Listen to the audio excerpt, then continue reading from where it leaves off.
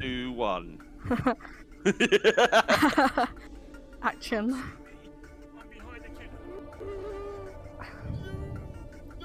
Am I? Turn off.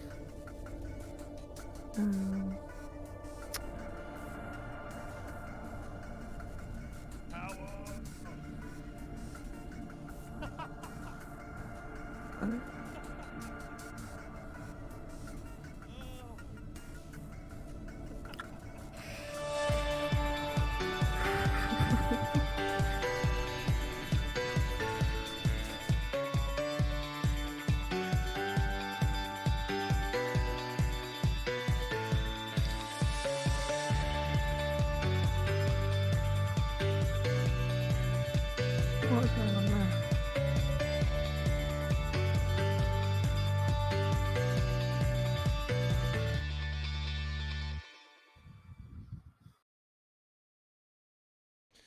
Hello, everybody, and welcome to the Bits and Pieces podcast, episode 23. And for those who didn't see that, just as we went live, I think I jump scared my co-hosts.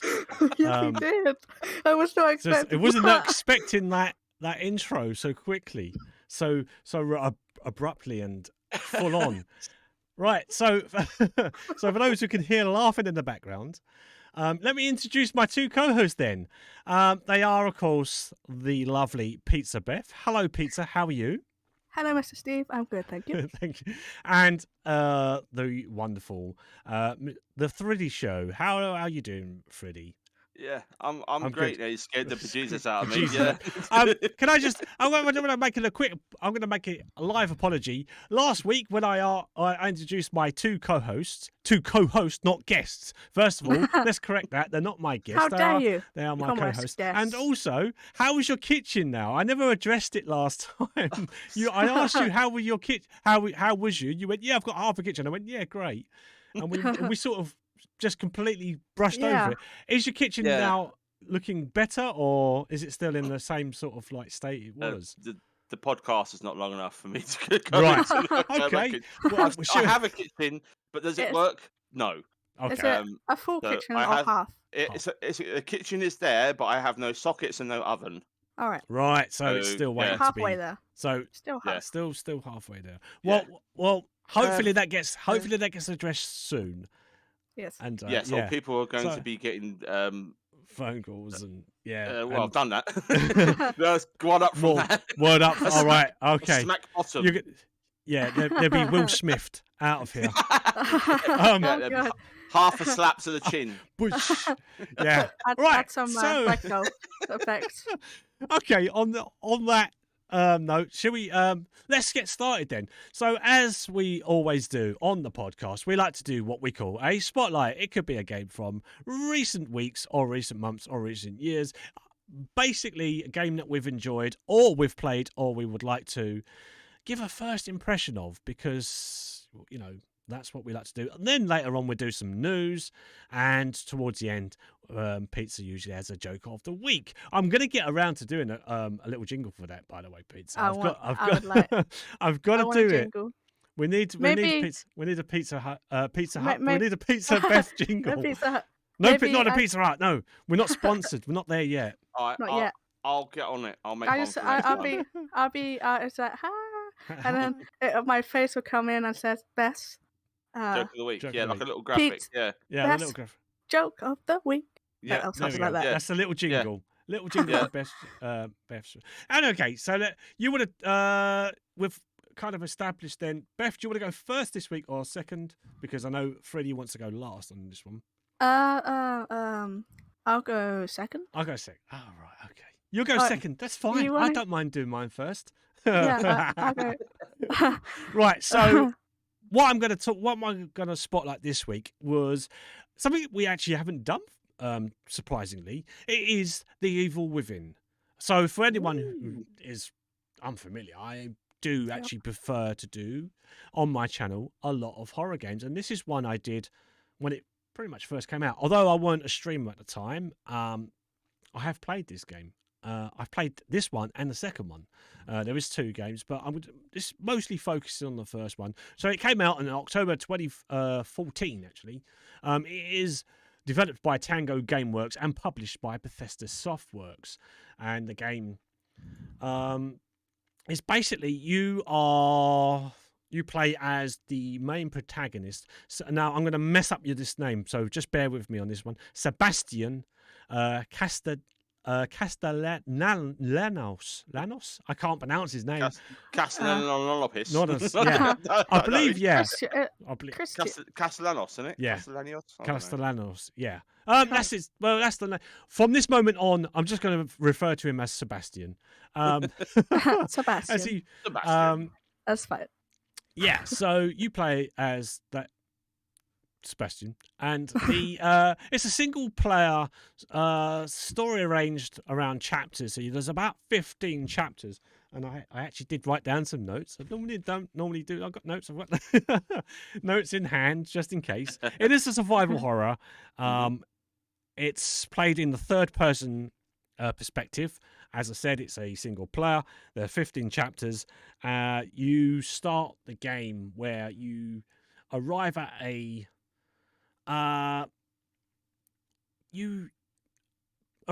this place where there's been a bit of a mass. I think it's a mental hospital, the Beacon. Yeah, I think it's called the Beacon Hospital, and there's been a bit of a mass murder thing going on. And you are you and your partner, Joseph Oda, and you got your junior detective, Julie Kidman, with you. And then you get to this place. You've got to find out what's going on. What the hell's going on? There's been mass murder, and there's a couple of good set pieces in this. And one of the set pieces is actually you're in an ambulance, and there's a bit of a chase, and then you crash, and then you wake up, and then next thing you know, you're in this weird world. Kind of, I would say, because of the way the game plays out, you later discover that you're sort of plugged into this world by a STEM system. It's called a STEM system. I'm not giving away too many spoilers, but obviously that's, it's 2014. So it's quite a long time ago now. Yeah. But I just wanted to sort of talk about it because I thought it was a good game. It's a good horror game. You and this mad sort of this mad world. It's like kind of nightmarish world that you're in, and you're going around having to fight your way past a lot of weird creatures. Actually, I wouldn't really call them zombies, although it's easily passed off as, but these sort of humanoids, which are the common enemy. Yeah. But the main protagonist in this is called a guy called Ruvik. Yeah. Is it Ruben? Is it Ruben? Yeah. I think it's Ruben. No, I think his real name might have been Ruben, but he's known throughout as Ruvik, I think. Oh, Yep. Okay. Yeah. So he's the main protagonist, but there are other enemies in this which are boss fights. There is like the Haunted. So there's the game. The Haunted is the game's most common enemy. There is also Reborn Laura, a multi-limbed, long-haired, crawling creature, which is scary enough. Anyway, you get caught. Oh yeah, sorry, man. Going Sounds down. scary. So she's scary enough. Oh, I remember. There's I remember that. there's also the Keeper, a large humanoid with a safe as a head, who wields a large meat tenderizer hammer, and a sadist, a large humanoid reckons wearing a spiked metal mask on his face, wielding a chainsaw, and he's covered in blood. And you've got to fight these. These are sort of like the boss fights that you have to fight. But the main thing is try and get around this nightmarish world. You're going in through different areas, different locations. Some of it are sort of semi-open world locations, if I remember correctly. And the like I said, the main protagonist or antagonist, in this is Ruvik. He's got a very strange look towards him. He looks very white, actually. It looks like he's covered in a hooded cloak at times. And throughout the game, he pops up now and again. But it's not until I think it's the 9th chapter that you actually fight him. So he is one of the boss fights that you fight. But it's like 15 chapters in, so it's like 3/4 of the way in. He keeps appearing now and again, and he's there. I think he's there to sort of stop you. He wants to stop you whatever at all costs, and you're just trying to fight your way through. As you're going towards any of these boss fights along the way, you're going to come across there are certain items that you need to pick up. There is a crafting system to this. There are, I think, 7 types of collectibles. I think there is. I'm not sure, but there's personal documents that you need to get as Sebastian needs to find. So there's which tells you a bit of a backstory towards his wife, his child. There's personal documents from him. There's documents of other characters that you can find. There are map fragments that you need to pick up along the way. There's newspaper clippings as well, which gives a bit of a backstory to some of the characters in the game. So there's some lore to this as well that you need to find. It's kind of interesting to piece them all together and look for them. There's missing persons, posters, audio tapes that you get to listen to. In order to actually gain access to any of this, you need to find a safe haven, which is a mental hospital that you go into, and that is where you can save and progress your to level up your character and to level up, get more ammunition, because ammunition in this game is very scarce. It's very hard to find a lot of ammunition in this. So you'll go to the safe house, which is a mental hospital. It has several accessible areas. As I said, you look around these areas, you'll find there are picture frames on the wall. Those then become the missing posters. There are other places you can go to as well. And yeah, you've got a upgrade room where you upgrade like all your skills. So you've got different types of skills. I think there's 1 to 5 in every sort of skill. So you got stamina, because when you first start off, the stamina in this is awful. Like trying to run away from an enemy is awful. Like you get out of breath. You're like, you only did 5 steps. What's the matter with you, man? Pick up your feet. Come on, pick up the pace. Yeah. Well, let's move on a little bit quicker. But yeah, there's got to be times like that. I think that just adds to the drama of it. The pace of the game does get better as you go along. But obviously, the more you increase yourself, the harder the game gets. So it sort of balances itself out in many ways. So there's a strange woman as well, as I recall, at the reception desk. She's a nurse, and she tells you welcome in. She welcomes you in. She's very seductive as well. I felt it's kind of with a bit of false sort of like security about her as well. It's like, I feel I should trust you, but at the same time, back in my mind, I'm like, no, you're luring me into a sense of false security there. But she's there. She sort of greets you. And typical sort of trope as well of saving, you go to a typewriter, which is seems to be a thing in horror games. Yeah. Go to a typewriter, save your progress, and move on. So keys, you need to find certain keys to unlock. There's a safety deposit boxes area, which when you open these, you have a chance to either get more green goop was a thing as well, wasn't it? You had the green goop that you collected that helped help you increase your stamina or something. I think it was. No, it was used to upgrade. So you can upgrade your weapons. You go see the nurse. See the nurse. Hello, nurse. There are many the weapons. Nurse sits in your lap. She gives you some green goop. She does indeed. God, no. Yeah, you have access to various weapons, such as you got a revolver, shotgun, a sniper rifle, a knife. There's grenades, and of course the agony crossbow, which is probably one of the best weapons in any sort of game. That consisted of different projectiles. One was a fire bolts, freezing bolts, blinding, electrocuting bolts, explosive, so you could explosive bolts as well. And I think some of it was traps, so you could fire it, and if enemies walked into it, it triggered off like a trap as well. You could actually aim it in between a doorway, so if something walked through. I felt that quite useful, actually. Once you found that sort of became a bit of a game changer for me, as one of the best weapons in the game. But as I said, ammunition is very scarce. and you need to you can find mechanical components that can be harvested to craft additional boats as well. So that was good as well. Finding, like, you could also find there were certain traps as well within the game, as I recall. There was like bear traps, barbed wire traps, and bomb traps and spike traps, and they within themselves had like a mini game to disarm them. Kind of reminded me of Dead by Daylight, where you start the generator, and if you failed, you'd backfire if you didn't time it right. And this had the same sort of mechanics, or similar sort of mechanic, to disarm the bomb. You would have to do that mini game where it's like a clockwork thing, and if you get timing it just right, getting into the green, so you hit the green perfectly timed, and you disable the bomb or whatever the trap was, and you get to keep the bomb. If you didn't, it explodes and take a little bit of your health off, which is great fun, especially if you don't have much left. Yeah, a lot.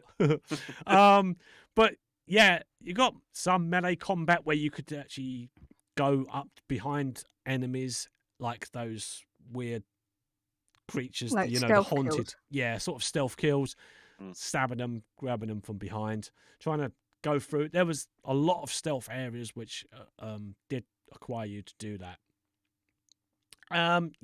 So you go through the game basically trying to fight off these enemies and trying to discover what's going on in this weird nightmare scenario. And I noticed, I remember as well, going through some of the areas, it would sort of like change, so you couldn't go back. Kind of like, like being the Matrix, where it just changes things in the background. I think similar to that, Layers Layers of Fear. That was the great example of that. It was very very strange world that you was in, and it all led towards this area when you get towards the last final area where you have to face Ruvik, and he's connected to one of the characters called what was his name? Leslie, I think it was. Yes, Leslie. Yes, Leslie. Oh, that guy. Yeah. So he's connected to this whole thing, because I think Ruvik's backstory is basically he was burnt or he was in a fire. Because if you look at some of his clothing, you notice that the bottom of his cloak was burnt and the sleeves of his cloak was burnt. I think he was also disfigured as well from the fire. So there was a backstory there, and it all, you just you need to sort of like get Leslie to return to reality to help break the connection. And it was a kind of a fight towards to try to stop this guy from stopping you from doing things. It was called the STEM. Was it the STEM research or something to lose? Yeah, something like you were that, plugged. yeah. I think the characters that were in the game, they were all plugged into the STEM. That's how it became a thing where he was Matrix style. That's where I was getting the idea of the Matrix from. Yeah. It was a very good. I enjoyed it. They did a sequel to it. Obviously, it was just called The Evil Within 2. And there was a third one actually designed. And the third one, I was surprised to know that the third one was actually Ghostwire Tokyo. That was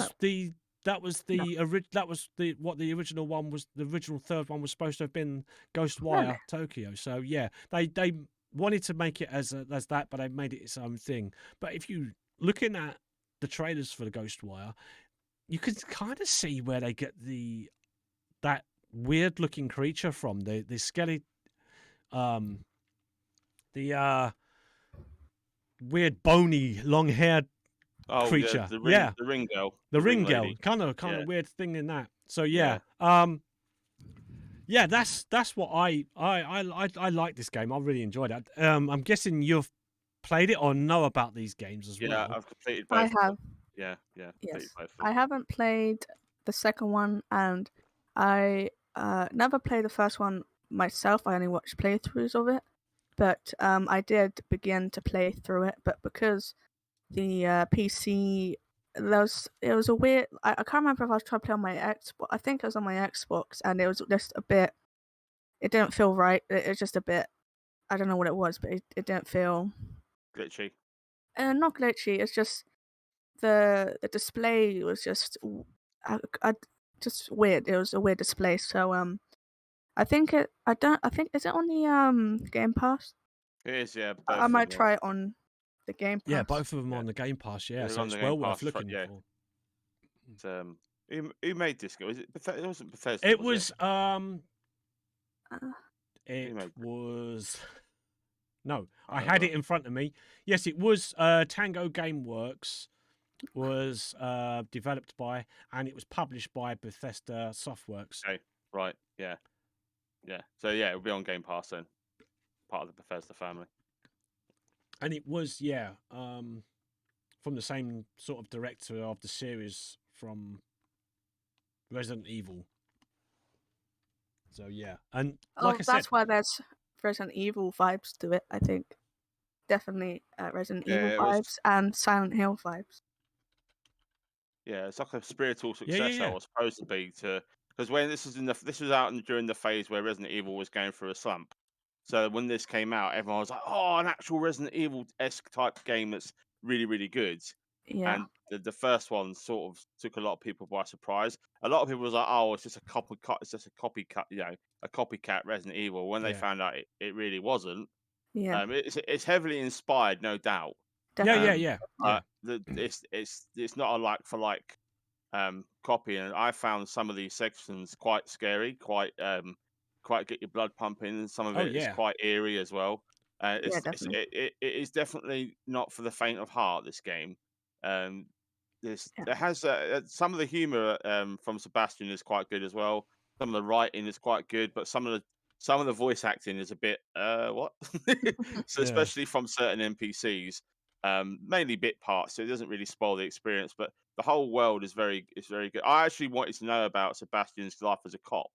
I actually wanted to play, LA Noir style, Yeah. Oh, I Sebastian see. in his life leading up That'd to be this cool. event. I would love to have played like a cop investigation, like Batman style game with him as the cop, and then and what happened to his partner, and between his wife and all that, and Oh, then all yeah. the other stuff. That had been so cool as a prequel game.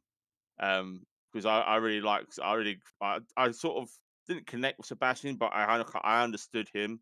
And Yeah. if you read all of his, no, and you get more perspective as well if you play the second one, because the second one is a direct continuation of the It storyline. is. Yeah. So it's not like where it's like disjointed like the Resident Evil series.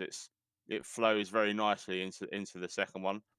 And the second one is definitely worth checking out if you've played the first one. So it has a lot of sort of similar beats to horror games. It's very sort of, I wouldn't say unoriginal, but it's not original in some of its stuff it does. I mean, the slow door opening, the typewriter, the slow walking everywhere. Some of the camera Yeah. angles are really annoying as well, Yes. especially in certain sections of the game. But for the most part, it is a very good, enjoyable romp through the horrors of the mind. I will Um, say that sorry to interrupt. I will say that the safe head person is like a poor man's pyramid head. yes, Yeah. That's how I yeah, feel about it. Like as soon as I yeah. saw it, I felt like it was pyramid, like similar to Pyramid Head, and Yeah, that's kind of a you know. weak source mob. It's like, oh, it's just got a safe head. That's not very scary. And then he opens his safe and eats your face. So Yeah. yeah. So Yeah. got some of I will say the death animations very good. Especially if you die to a lot of things in this game, Yeah. it's got that Resident Evil 4 death animation s to it. Where everything can kill you in a very nasty Yeah. nasty way.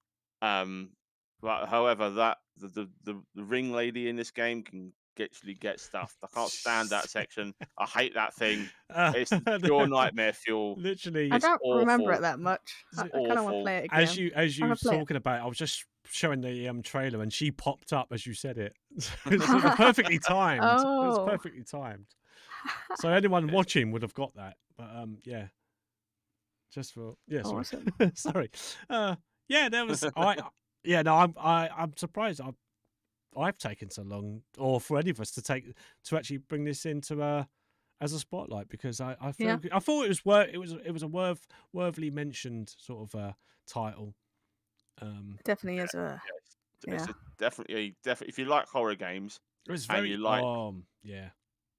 if you like exploration survival. This is very it might seem like it's very shooty, but you literally Steve said, very limited ammunition, and you've got to find the stuff to make the cross bolts. Or is it arrows? Is it crossbow or arrows? It's a bolt gun, isn't It's a it? bolt. Yeah, it's like Yes, bolts. Yeah, like arrow. they are invaluable. You will find more of them than any other type of ammunition. So you'll find yourself like saving your bolts for the bosses and using your other guns Yeah, on the fodder, especially when you've got explosive bolts, uh, which yeah, is quite hard to make, but they do so much damage, like they should. Obviously, the game has rewards as well. If you go through the game multiple times, you get the old like unlimited ammo, infinite health yes. cheats and stuff. So you can play it like muck about with builds and muck about with how like spec in different ways. Because there's pistol, shotgun.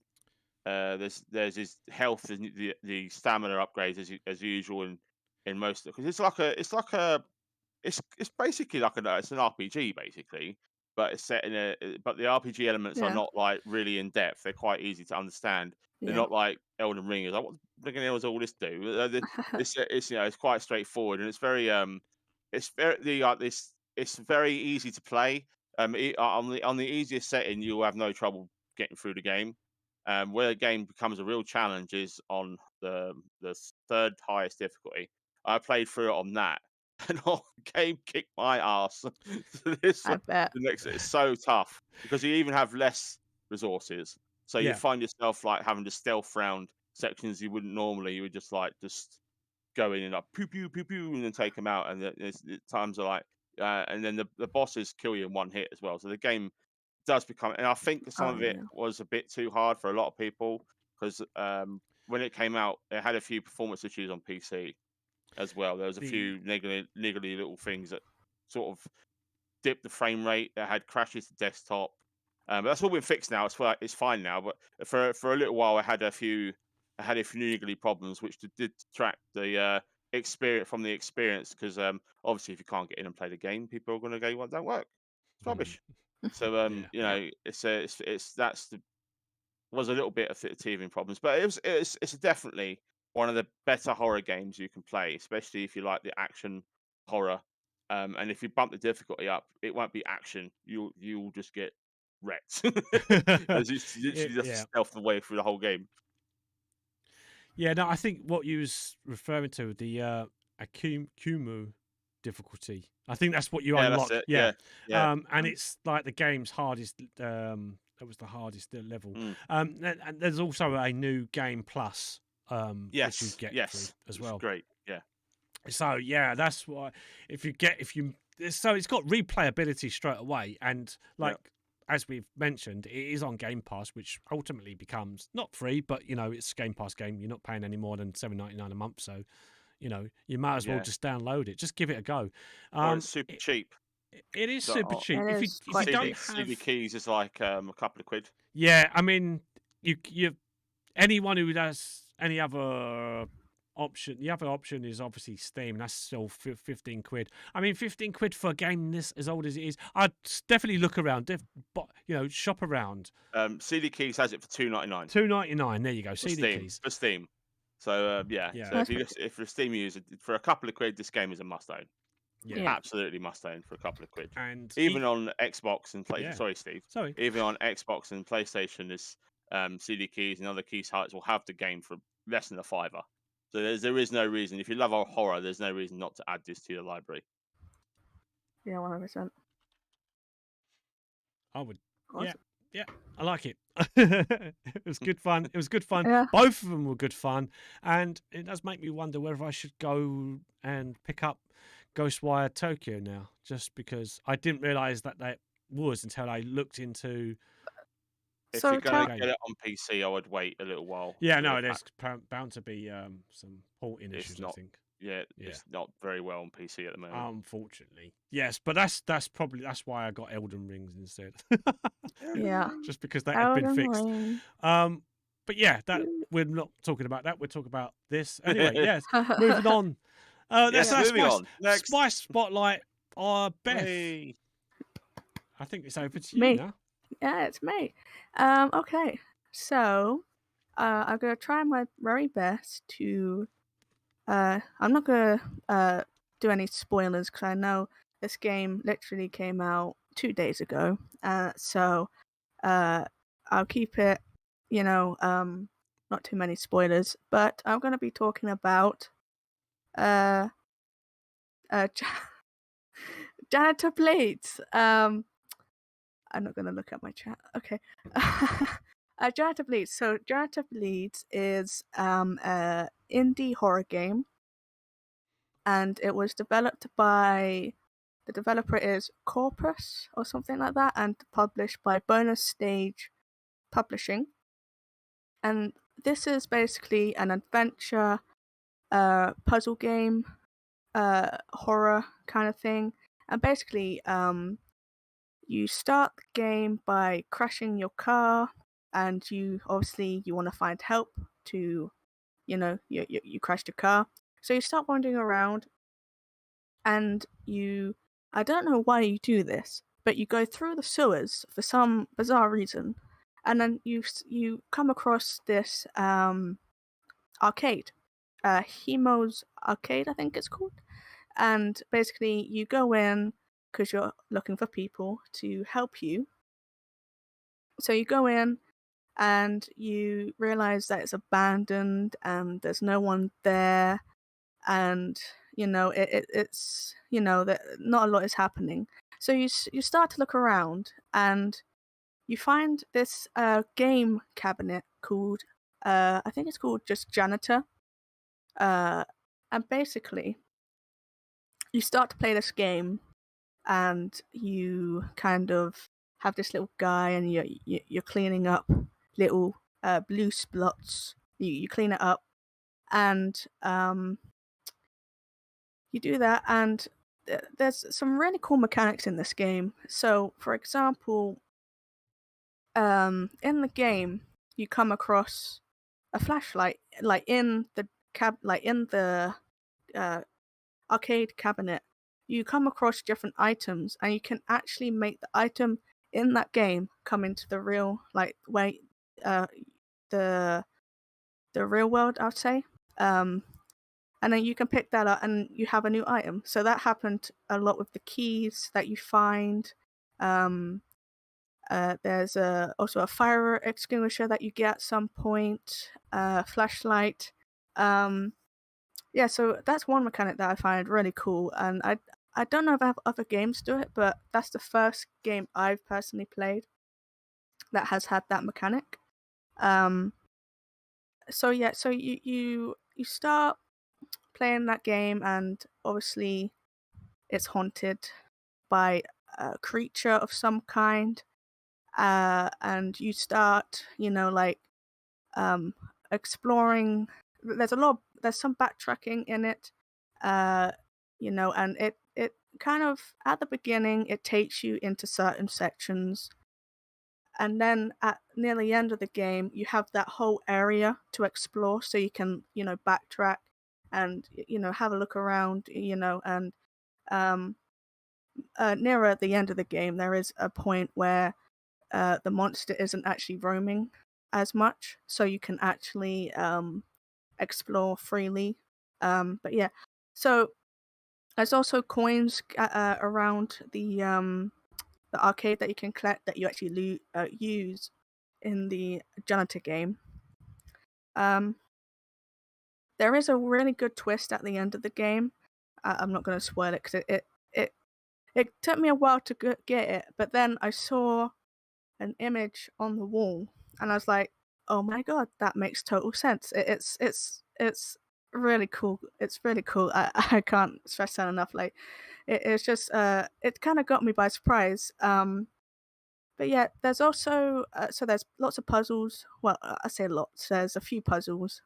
It took me about 3.7 hours to complete it, and that was over a couple of days. Actually, no. So I played it once for an hour from the beginning on one stream, and then on the 7th of April, I finished the whole thing, and that was 3.7 hours in total. We don't know what the quote unquote monster is. I don't know what it is. it's strange looking, and if you decide to play this yourself, tell me what you think it is, because I have no idea what it is.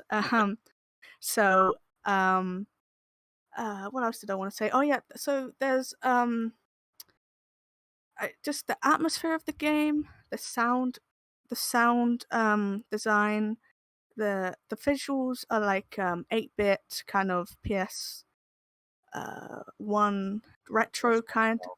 Yeah. Kind of graphics, and they are very popular at the moment. Like, a lot of people are making those kind of games, and I absolutely love that style of the game. Like, I saw it and I was like, will I play it?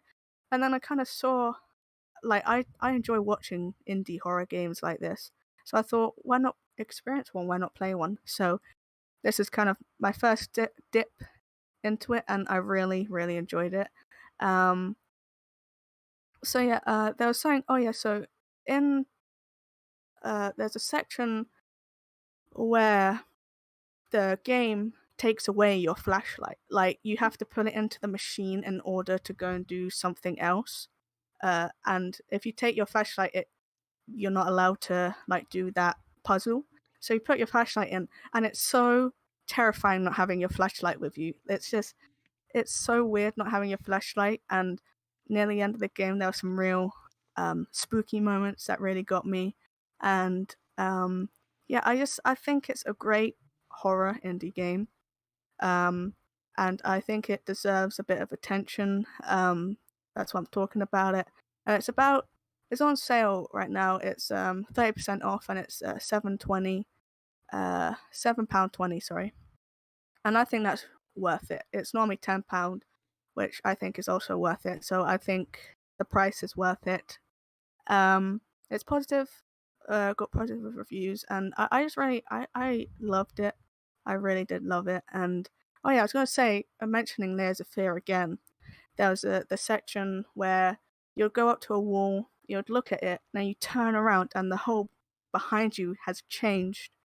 And you'd go walk through, and you'd do something over there, and then it makes you. It done that multiple times in the game, and I thought that was excellent. I really, really love this game, and I think you should get it.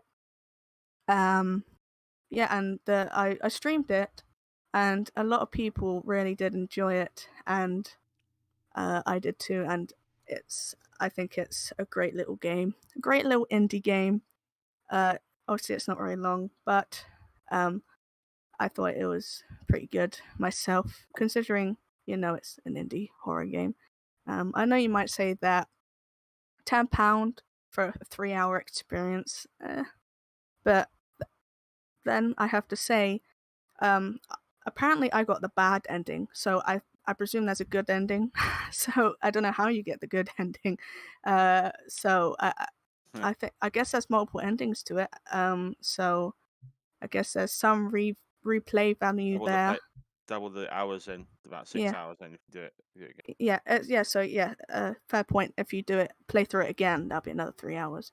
Yeah, so about 6. And if you play through it again, if there's more than 2 endings, 3, 4. I don't know what 3, 6, 7, 8, 9 hours. So Yeah. maybe stretching it to 9, but 6 is not so bad. But yeah, I think it's a very good little indie title. A little gem amongst the indie horror scene. Yes, 100%, 100%. And I've not played it, but I've watched a couple of playthroughs of it. yeah, And I knew about it when it was being sort of developed, because there was an early build. Is it on is it Steam. it's not, is it Steam, or is it Game Freak, or is it itchy.io? I saw it I something like think it. it was on itch.io. It probably Yeah, still 'cause is. I definitely saw it on there, or at least something that looked very, very familiar. Yeah. And this style of retro PS1 style horror games. Mm-hmm. Yeah, it's exceptionally good. It's got a few creepy moments as well. Surprisingly, considering that you wouldn't think anything in that game like that art style would Yeah. be scary. Like, you'd be like, yeah, Yeah. whatever. It's Yeah. PS1 It graphics actually, ain't gonna scare me. But it the actually atmosphere is. does. The atmosphere is very well done, and it's very creepy. Yeah. And it's I've got to hark back to Misery Mansion from last Oh, week, and uh-oh. the comparisons. Because I think only one guy did this, or maybe one guy and one other person. I don't think it was a big group of people that made this game.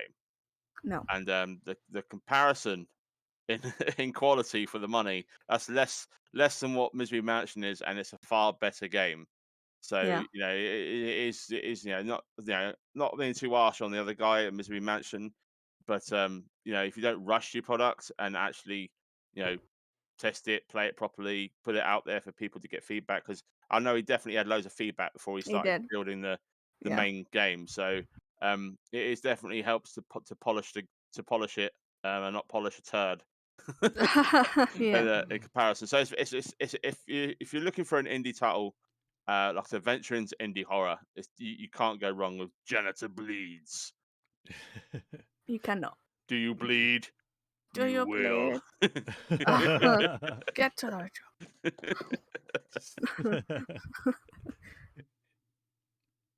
Yeah, definitely worth having. That's my spotlight. That's good. I mean, that like we've always said this before, and I think we will continue to back the indie games. Yeah. I wouldn't have heard of it if Beth hadn't picked it up. So No. I've seen whilst you were talking, and I was watching the trailer for it. Like you said, you shouldn't feel like the game gives that much of a horror vibe to it because it's like pixelated and stuff. But like any game where you have to have a torch, a flashlight or torchlight, whatever you would call them, Yeah. any game like and you lose the ability to be able to see in the dark, that's going to create like tension anyway. That's going to create that sort of like fear. Oh no, I don't like. Your I safety can't. I net's gone. can't see anything anyway. Yeah. Yeah. Then- And there's very No. very little jump scares, like very like in your face jump scares. It's all atmospheric, and Yeah. there are a couple of like noise jump scares and stuff like that, but there's very little like in your face jump scares, and Yeah. I love that. I love that. Yeah, it's a better way to experience horror. That is not Yeah. in your face all the time. Yeah. So, yeah. I tried to drink my bottle and it wasn't open. Oh yeah, cool. I like it. And like I said, at the moment it's very cheap as well. Well It is. worth a look. Well worth a gander. Yeah. Indeed. Right. Over to you, Friday. Go, Freddie. Yeah. Here we That's go. it. Here we go. Strap Buckle yourselves in. Strap Buckle yourselves up. in, everybody. We've got a roasting of the ages coming up here. So well, I'll tell you what isn't worth your money is when you cross prop hunt with Ghostbusters and do it at the expense of sanity. Midnight Ghost Hunt. It literally came out in early access this week, and it is the biggest, most colossal waste of time I have ever seen ever. Now Mr. Steve. if you're watching on my stream right now, you will see Mr. Steve is playing Ghost Hunt, and I think he's dying to get in here. So I'm gonna hand over to Steve because he played it, and then I did a lot more research on it, and I've actually got a working out of how much in-game hours you'd have to play this game to collect one item. So Yeah, go on. we're Okay. I'll hand over to Steve. So No, he can no, talk you about it a little carry bit. you carry on, and I'll All tail off at the end. I'll tail off at the All end. right, okay. We'll hand over to Mr. Steve in a few minutes. Right. So basically, it is a Ghostbusters ripoff. You're basically a cartel of four, and you're there's no explanation why your team is set up. There's no lore or anything. I couldn't see anything like that. Hardly any story. So the game just plops you into this menu screen where you got your ghost hunter, shall we say? It's technically Ghostbuster because it's Ghostbusters without the official stamp. Even though there is a Ghostbuster game coming out like this in a little while. So this basically leans very heavily on first person genre and has all the trimmings of just a copycat shooter. It's basically like it rips weapons from Doom, Destiny, Call of Duty, and gives them a ghost coat of paint. And to be fair, the graphics at the start, it should be really good, right? It's an Unreal Engine 4 game. They're supposed to be really good, but the frame rate this game is non-existent. It ran like a potato on Steve's machine. And I know Steve's machine is pretty decent, and he wasn't the only one that had the problems with this game. There was forums littered with FPS issues, frame rate drops, connection issues, connection errors. So a multiplayer game that doesn't have dedicated servers is doomed to fail from the get-go. The game already has a very niche amount of players, so I don't know. Should have if I had time, I looked it up, but I'm pretty sure it ain't very high. And I felt motion sick. I can't even look at it right now. Steve had to turn off motion blur and the head bob for me to actually be able to watch the game, because I within like 5 minutes I was like, yeah. it's just awful. So that is a bad game design right there. Like the fact you're making your players feel sick. And I wasn't the only one that was feeling that way as well. A lot of people have said. And the game is just, it's basically like you play with randoms. Like there's no lobbies, there's no way to get a pre-made group in unless unless you're doing it through your Steam's friend list. So obviously the game recommends you have 8 players. So the game's like £20, £30. Was it 20 quid, Steve? It's $15.49. $15.49. So 8 people, 15 times 8, that's for your group of friends to play. And even then, it ain't even worth it because it's so poorly optimized. And I haven't even got into what the game's like yet. So you get your little PKE meter, right? You run around and the meter goes up. But before that, you have a timer. So you got 5 minutes we got 6 minutes till midnight. So the other players, so it's 4v4 PvP game, right? The 4 players who play as the ghosts have to hide in props around the map. And during the 6 minutes till midnight, the ghost hunters have to try and find you and eliminate you before it gets to midnight. And the mechanics aren't explained. There's no tutorial. I think there is, but it's very, very vague on what you have to do. And it doesn't really give you enough information to sort of play as a ghost, or does it give you enough information to play as the hunter? So you're kind of like, the first few games, you just die all the time. Like just within half an hour, you've lost like 4 games, and you're losing the will to live because you just there's no grace period, there's no matchmaking, you're not playing with new players, you're going up against established players already that have been grinding since beta, and it's crossed over, so their progression has crossed over, which I don't think is fair. And it's also peer to peer, so connection stability is awful. So if the host drops out or disconnects or ends the game, there goes all your progress. So like if you've got like you're winning the game and you're about to win, the host decides to quit. You get a paltry amount of XP for losing, and I'll get to the paltry amount of rewards in a little bit. So the game's designed so that as the ghost hunters, you've got 6 minutes to go in and find everybody. And these 2 things will happen. You'll either have a really good ghost team that kills the ghost within 30 seconds, or you'll have a really good spirit team that will last to 6 minutes and then kill the ghost within literally 5 seconds of the spawn. They kill you in 1 hit. Oof. It's not even fun. Like the ghost has a health bar and it takes multiple hits. Ghost Hunter doesn't have a health bar. It's instant dead if you get hit by anything. So it's a very stupid scenario, and I don't understand how a few people are like, yeah, it's amazing. No, it's not. It really isn't. It's like, oh, you just got to get good. Well, no, because the game isn't rewarding. There's not the actual mechanics of the game and the mechanism in place. It feels like a free to play game. It feels like a mobile game in terms of the amount of grinding they want you to do in this game. And that's going to lead me into this next bit, which is the rewards and progression, which is so stiflingly stupid. And I'm just going to, I did write it. I wrote it in Steve's chat at the time. If I can find it. Because I think it was 100, it was 80, 80, right. So to get 1 item, right, I think it was a skin. It was a skin, something like 10,000 in-game currency. And I worked it out at 125 bits or whatever ghost crystals you get for losing, you'd have to lose 80 games to get that 1 skin. Right? And it's a skin. It's not even anything worth unlocking. It's a skin. And the weapons things you have to unlock each has 500, and each section has 10 items on it. So I worked that out to be each each complete page to unlock all the items is 40 games, 40 losses. And bearing in mind, each game can last anywhere between 8 minutes to half an hour. So that is like complete jokes.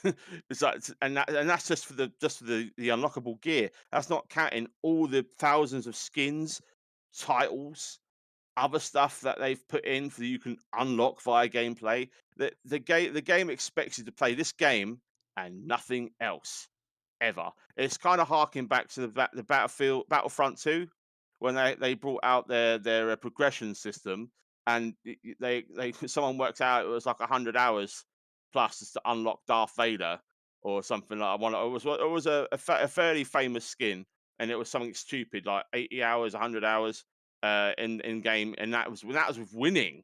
Never mind losing. So this game is like just a massive, complete joke from start to finish. It feels like it's built up to like brace in for microtransactions. Although it doesn't have any in-game purchasable currency right now, I can safely say that they're definitely going to be considering that to leech off their loyal fan base, however many people are playing it. Because who's going to play this game for 400, 500 hours plus to unlock everything? The only way you're going to progress quicker than that is, and because that's just playing with randoms, right? So let's just say you're an average Joe player, likes PvP, and doesn't likes playing randoms with and but you'll never win. You'll very rarely win because there's no matchmaking, there's no dedicated servers. You're literally losing before you even start playing, just because you're at the beck and call whoever's hosting, and that depends on their connection as well and what rig they're running. So it's very very bad. Like the whole concept of the whole economy is bad, and it's not fit for purpose. You can't make a PvP game without at least a couple of dedicated servers. They don't even have to have like hundreds. They could just have like 3, and then you just queue and they just rotate the player base in and out. Like so, you've got a server that you know isn't going to die on you. That makes it a little bit better, and then you can control the player count, who comes in. You can limit the levels of players, so you can have you can have a brand new player, dedicated server. Then you can have a medium player, so you get to level 30, for instance. You got level 30 server, and then you got end game server, which is level 60, where all the good players go. Something along those lines, yeah. Scaling and that nature with dedicated servers wouldn't be that hard to implement for them.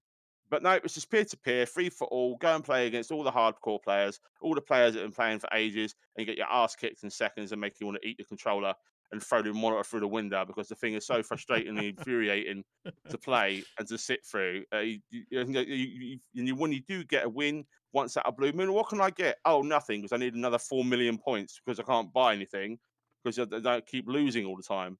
So it's just it's just disgusting. The whole thing's disgusting. It just reeks of what's the word I'm looking for? It just reeks of laziness. It reeks of just disappointment, frustration, and just I can just see it now. Midnight Ghost Hunt time savers, £20 a month. I could just see it coming up as an ad or something when you log into the game. It's so poorly designed that I can't see anybody playing this game for long. This game will be dead in a couple of weeks. There's no way it's gonna, or at least it will die 100% when Ghostbusters Ghost Corp comes out. But this is awful. I would not buy this game in a million years. Do not support development like this. It might have a nice shiny coat of paint, but it runs like a snail on like a really slow conveyor belt, and it jutters, along, and the snail's like getting chucked about everywhere. That's the ghost hunt. That's the midnight ghost hunt experience. Jerky and unfun, and makes you feel sick, and then tells you got to be there for about 100 hours before you can get anything out of it. It's just, no. I think this is my cue to sort of wade in now, Yeah, isn't it? yeah, it so, is, yeah. as you said, I 100% actually agree with what you just said. Like, all I'm going to do is pretty much echo everything you said. So the currency that you were speaking about was called shards. You got clicked. I think I streamed it for my first hour of stream last weekend. And in that hour, I got, I think, 2 games. 2 games. the rest of it was me trying to. I mean, you're right. There is a tutorial, but it doesn't really lead you into anywhere because you're also going against AI. That's the only time you go against AI is in tutorial. You're not getting any feedback from that, and you don't realize how powerful the ghosts are. I would say that this is, in its current state, and unless they fix it with a update and a bug fixes or anything like that, in its current state, it strongly favors the ghosts. Just to correct you, it is 5 minutes, not 6 minutes. It is 5 minutes that you get, yeah. Right. I realised that you was My on a bad. roll, so I wasn't gonna just sort of wait in, but My bad. yeah, no, that's fine. It is 5 minutes, and you start off, like you said, you got to go get your equipment. Now, if you're the hunters, you got to get your equipment. You start off with a basic weapon, and as you said rightly, you've got to, before you even get to your next set of weapons, you've got to, everything costs like 500 shards at the start. To get a decent weapon, you've got to play through. I think I played 4 games. I may have played 4 games. I can't remember now. In 1 hour, I rage quit. Rememberable. Yeah. So rememberable. In 1 hour, I had played 4 games while streaming, and I refunded it live on Steam. Oh wow! Like in that first, it is, as you said, it's peer to peer, so you don't have any dedicated servers. You got to rely on the person hosting to either stay. If someone is losing, yeah, that's gonna happen. If they rage quit, you lose whatever progress you had. You might be doing okay, but if they're on the losing team, that's it. I don't think I found a game that was complete. I don't think I ever went through one full game of playing as hunters and ghosts. I got an experience. I did get to experience both sides, and even as a ghost, because I was going against much higher hunters or higher level hunters, they had much better weapons and therefore was able to take me out. There is a way that you start. When you're playing through, there is a way that you can win as hunters, and that's to destroy everyone. If at the end of the first 5 minutes you haven't killed all the ghosts, and you must then vacuum up all of the plasma that's left behind. If you do not wipe them out, the game then goes into midnight rage mode, and that is where the remaining ghosts that survived, if they've managed to take on the hunters and they've wiped them out completely, so if you've got 1 or 2 ghosts left, they have a chance to revive your whole team, and they go into rage mode. They become from the blue shades that you see to red, and at that point they can just one hit you. And as you said, you've already covered that, but it's like, but they one hit you, and I was on the receiving end of both a hunter and a ghost, and I never got a chance to play a full game on anyone's server. As soon as I got into a good stride, someone would quit. It heavily relies on communications. There is a push to talk, which, yes, I probably didn't use it as much as anybody else or at all, but there is a pinging system that you use with your mouse. If you're playing with your mouse, you use it on the mouse wheel as a pinging system. A lot of games have it. I think Apex Legends has it as a ping system. You can ping if there's a ghost in front of you. If people are not using mic, although it is better to use your mic to tell people, look, there's a ghost here. There's blah, blah, blah, come over to where I am. Because I had basic weapons, because I had basic equipment, everything you said is true. Like, you've got to get a ridiculous amount. I got, I think, 250 shards, and that gets me halfway to what I need, and that was in 4 games. I would have had to have lost my next 4 games just to get another 250 points. If that's how the calculations worked out, I don't know. But to get anywhere, the skins, the emotes, like, who gives a crap about emotes? Really? Like, it's just there to, you got winning victory stances. So if you are the top player of that team, you get a winning victory. Fortnite.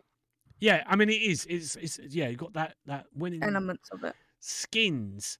Some of the basic skins were 4,000 points.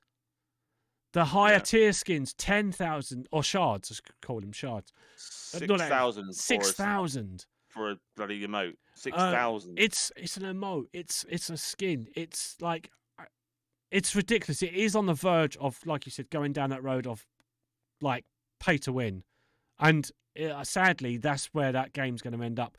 If it doesn't get balanced soon, I do feel it favoured the ghosts more, because the hunters had to just hunt them in the first round. So it's done in sort of 3 rounds. There's there's 3 sections. You got the setting up, whether you're on the ghost side or the hunter side. Then there's the first 5 minutes. If you don't kill anyone, then it goes into rage mode. If you do kill them, you swap sides. And you swap sides anyway, but you'll swap sides after like the middle section, which is the rage section, and that's like, the end section, and that's where it's all favoured towards the ghosts, 100%. And I felt like I only died as a ghost because I didn't have the right skills, because I was a new ghost and that I couldn't progress any further. And yes, I might have rage quit. I couldn't see half the time because I felt sick. That whole motion blur, if I didn't turn that off, I would have been ill all over my my PC. But yeah, not to sound too graphic about it, but that's just genuinely how you feel when you're playing it. Other than echoing literally everything you've just said, as an actual player of the game, I can come in and sort of say my piece about it, and it was awful. It was horrible. The game, I'm glad, I'm glad I tried it out, because I was looked at a lot of streamers have tried it, but without dedicated servers, it was awful. I don't think I've probably got more, like, in as far as the community is concerned, I probably have got more than 8 friends. But getting us all involved in one game at the same time is near on impossible, because we all have our own personal lives, and we all have our own streaming schedules, or we have whatever. We will get in the way of playing this. If and when Ghostbusters does come out and it is a 4v4, I'll happily jump onto that as well. I'm not sure if it is 4v4. It's 4v1. Is it 4v1? So it's Dead by Daylight. Sort of scenario. Ghost. Yes, it's one ghost, which is fine. I'll if there's 5 of us, I'm sure we can get 5 of us. But to get 8, I feel like it's a little bit of impossibility. You'd have to have randoms. No one really wants randoms all the time, unless they're going to be, especially if they're good, and it's get good sort of, where that get good attitude, get good comes into it. You can't get good if you're going against people who have been playing since beta. Yeah. Or if they're before, have a chance. Yeah, you don't get much of a chance. So yeah, in 1 hour of playing it, I got 4 games, and I refunded it. I will say that I saw it on Keymailer, and I thought, oh, that would be cool for us to try. And I requested it, but luckily they declined it. And then I saw your gameplay, and I was like, I'm so glad I didn't get that key. 'Cause I'm like, it gave me a headache when I was watching you play it. Yeah, I think, well, it gives you, like, being in the cockpit of actually playing it as well is, to watch it as a spectator. Yeah. Yeah, but to be in that as well, I was like, oh, I really can't do it. And I just, motion blur, why is that even a thing? Why is motion blur in any game? Exactly. Well, motion blur is fine, but that level of motion blur that level of it, yeah. Oh, it's too much motion blur. Just way too. Maybe they're trying to hide how bad their game is, so make everyone sick. I mean, what drew me to the game was watching the CGI trailer. Now, I'm always suspicious when a game has a very good CGI trailer, because usually, especially if you play a lot of mobile games, you'll see this massive, awesome-looking CGI trailer, and you'll be like, "That game looks awesome," and then you click on it, and it's some bloody 1-bit 2D rubbish, right? Yeah. So it's like, okay, great. What a load of, I've been duped again. Been rickrolled by this advert, and that's how I felt with Midnight Ghost Hunt. I felt rickrolled, because that the CGI looks awesome. It makes the game look incredible, and it's like, well, if that really, I think that you go into queen jerky gameplay, and then this the whole everything in one. I know we don't usually say this, but I think that is contender for maybe one of the worst games of all time. I think Yeah. it's up there. I think it's up there with Rise of Retribution. Yeah. It's really really bad. And if you've and developers, if you're listening or worked on this, you should be ashamed of yourselves. It is awful. The fact that you want your players to literally inhale all life and play nothing else and do nothing else and not even eat and play your game or sleep to just to farm one emote. I don't think Yeah. so somehow. They want It's people to spend money on it, I think. yeah, That's what they want. it's definitely going to be like, Money grab. drop 100 quid and you can unlock everything. It's Yeah. definitely going to be something like along those lines in the Yeah. future, and then it will turn into a pay to will. win.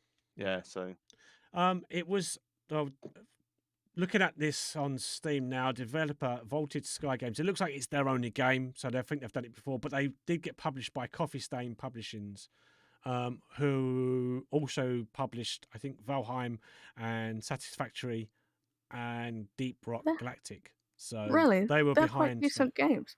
Yeah, I They mean, were good games. there was a couple of That games there.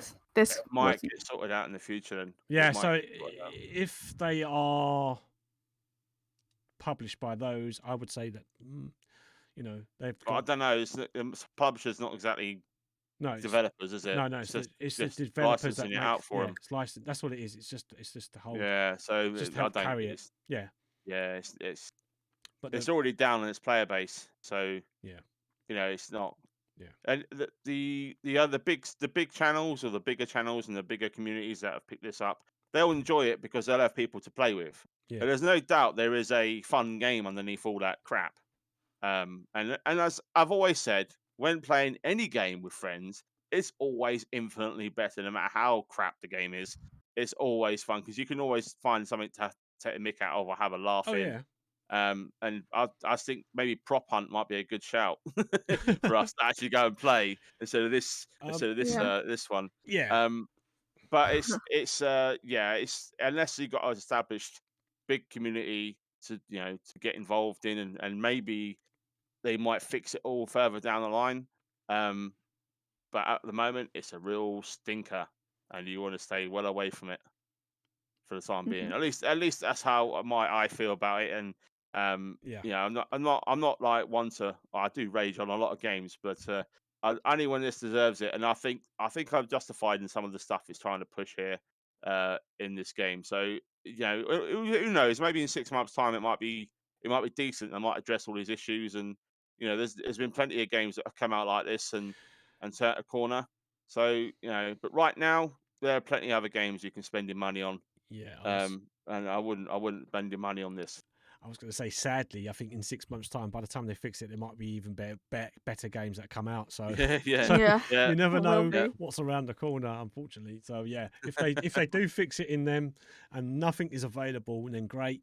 But if something else comes out, like we already know, Ghostbusters might surpass it. We don't know. hopefully, I'm hopeful. Hopeful, yeah. But yeah. Anyway, sorry. That's me dumb. Right. So this leads me into my next subject, if you don't mind. We move because it's Yeah, already let's 20 move past on. 10 No. already, Yeah, and we haven't even got to the news yet. No, we haven't. It's going to be Oh. a long one tonight. I think. No after games today. I think it's just going to be 3 hours of Yes. podcast. 3 Oh hours my of god! Right. 3 hours later. 3 get to the Maybe- chopper. yeah, exactly. Get to the computer. Right, Get everywhere. so I've been dabbly dabbling in the news this week, and I've looked up a few things. Now, I was as we all know, last week was April Fools, and the 1st of April, we did cover this in the last podcast, was the Phasmophobia, uh, you know, ha ha, poke fun at the fan base. We're going to give you all this stuff, but at the bottom, haha, not really. But we knew it was a joke anyway. Anyone that has a sense of humor would have known it was a joke after the first like 10 lines. However, this Wait. hasn't gone down very well with the Phasmophobia community, at least on Steam. Now, I don't know about other websites like Reddit and other over social groups that have spoken about this. I've seen a few tweets on Twitter as well about it. So basically, after that joke, that they it didn't go down very well. They locked it off from comments because they were getting a lot of flack on Steam about it, because a lot of people said, "Why did you release this on the official communication? Or if it was a joke, why don't you just tweet it or send it out via another means rather than getting people's hopes up that would have just seen it in passing? Like you just see the top of it, Phasmophobia expeditions, and the no context. You think, oh wow, it looks amazing. There's a lighthouse near it, and then you open it, and then the more you read, the slower of like, oh yeah, that's so funny. Yeah, oh yeah, brilliant.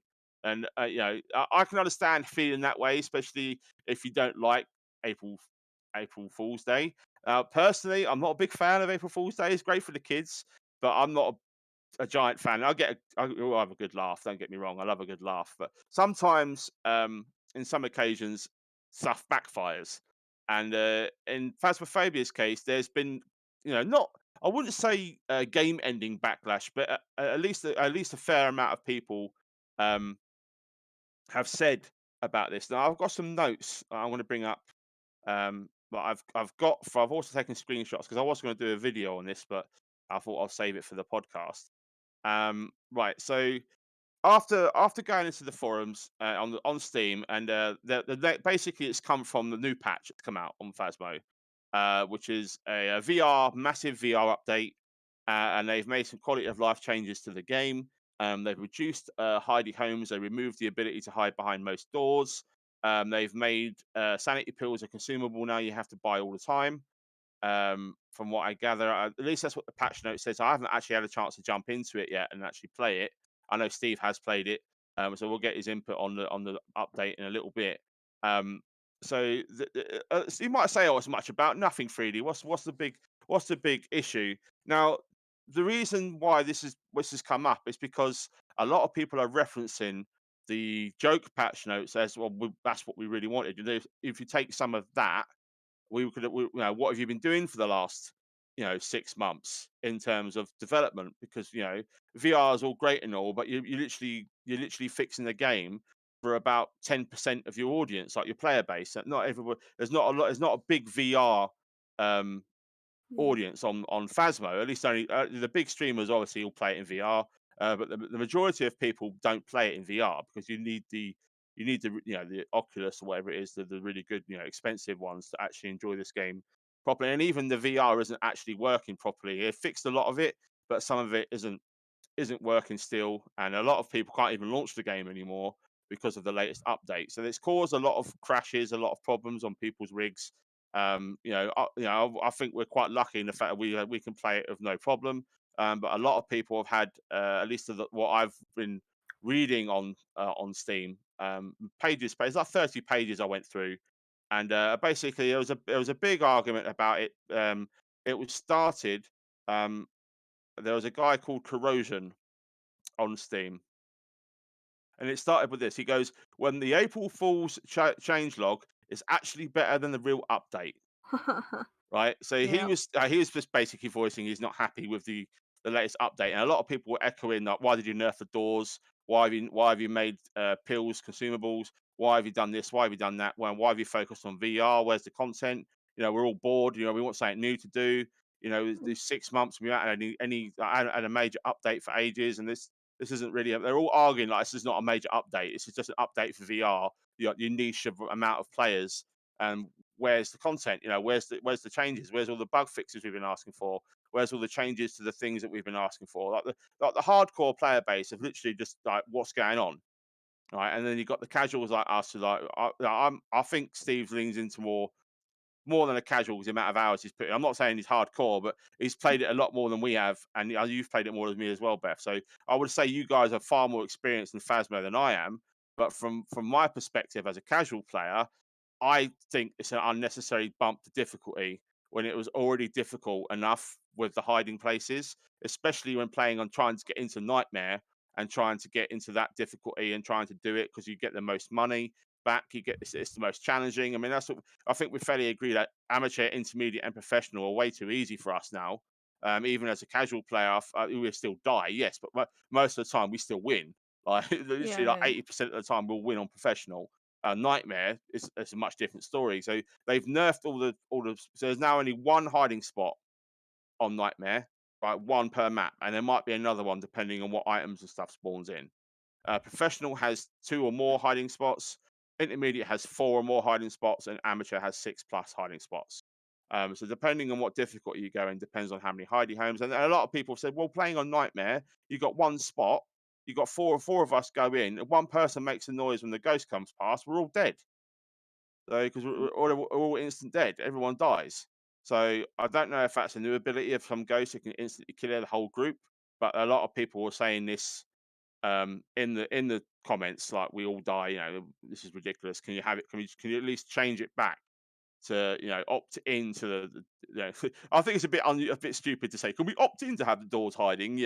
I don't think that's very realistic in terms of expected. Obviously, the devs have got an image, a vision for the game, and they said themselves it was unnecessarily too easy, and it wasn't supposed to be that easy. But then I'm thinking, well, even with that, hidey home didn't always work It was because the still ghost, hard with that. yeah, the ghost would With still that. clip through and kill you as well. Yeah. Didn't always guarantee your safety. So it was like, well, it's kind of like a, I don't know, it's putting off a lot of casuals and a lot of like regular players, and a lot of hardcore players echoed this and say you're going to alienate a lot of your player base with this update, because they're going to feel like they can't play the game. They're going to feel like they can't hide. They're going to die all the time. They're not going to come back to it. They're just going to leave it. They're going to get fed up with it. And I kind of agree with that sentiment that, yeah, okay, maybe on Nightmare, maybe disable it on Nightmare, have that the hidey home's been disabled on Nightmare or Professional, but maybe leave it on Intermediate and Amateur, just for those that casually play the game, that don't play it very often and don't want that much of a challenge. Just like to go in, get a couple of laughs, couple of spooks, and enjoy. So going back to these, so that's the sort of context and why the community is like a bit annoyed at this patch. And then you throw in the April Fool's update, and then basically there's a back and forth between Corrosion and a few other people, and they were basically saying you're unrealistic to expect them to do the stuff in that April's Fool update list. But there was some stuff that the community had actually asked for, and they felt a bit hurt that the developers had jokes about it, like, and just like poking fun at it. And now I understand it's a joke. Right, before you start burning me alive, get a sense of humor. This is not my opinion. I think it's a joke. I understand it's a joke, but I also understand where people would get annoyed, especially if they've been waiting for an update and supported the game for a long time, and they've put a lot of money in. I don't know if there's like a Patreon or some other way of giving them money, but there's a lot of people are saying we've given a lot of money to support this game, blah, blah, blah. And they were like, well, this is like a slap in the face of real fans. You're making fun of us for asking for changes that you've said you was going to do it, and you haven't done it. And now the real kicker is in the uh, Steam update notes. It said major update, and underneath it said we're listening. So a lot of people took offense to that as well, saying, "Well, why weren't you listening before?" It's like, what? Why say that? Is it all you're doing is putting? There's a great big fire here. Let's just throw some fuel on it. I don't get that sort of mentality there from the development team. Fair play to them. It was a laugh, but it's massively blown up in their face.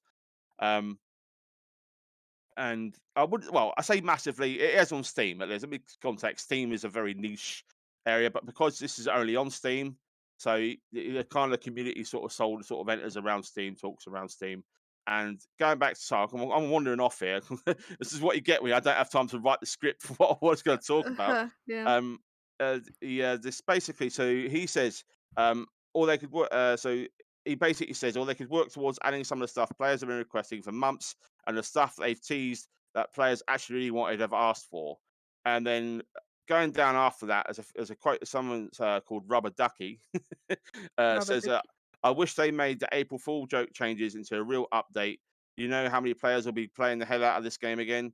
Like, it's not even scary anymore. After you play it so many times, you don't get scared. It just gets boring and tedious, right? Which is fair enough. It's a It fair can. point.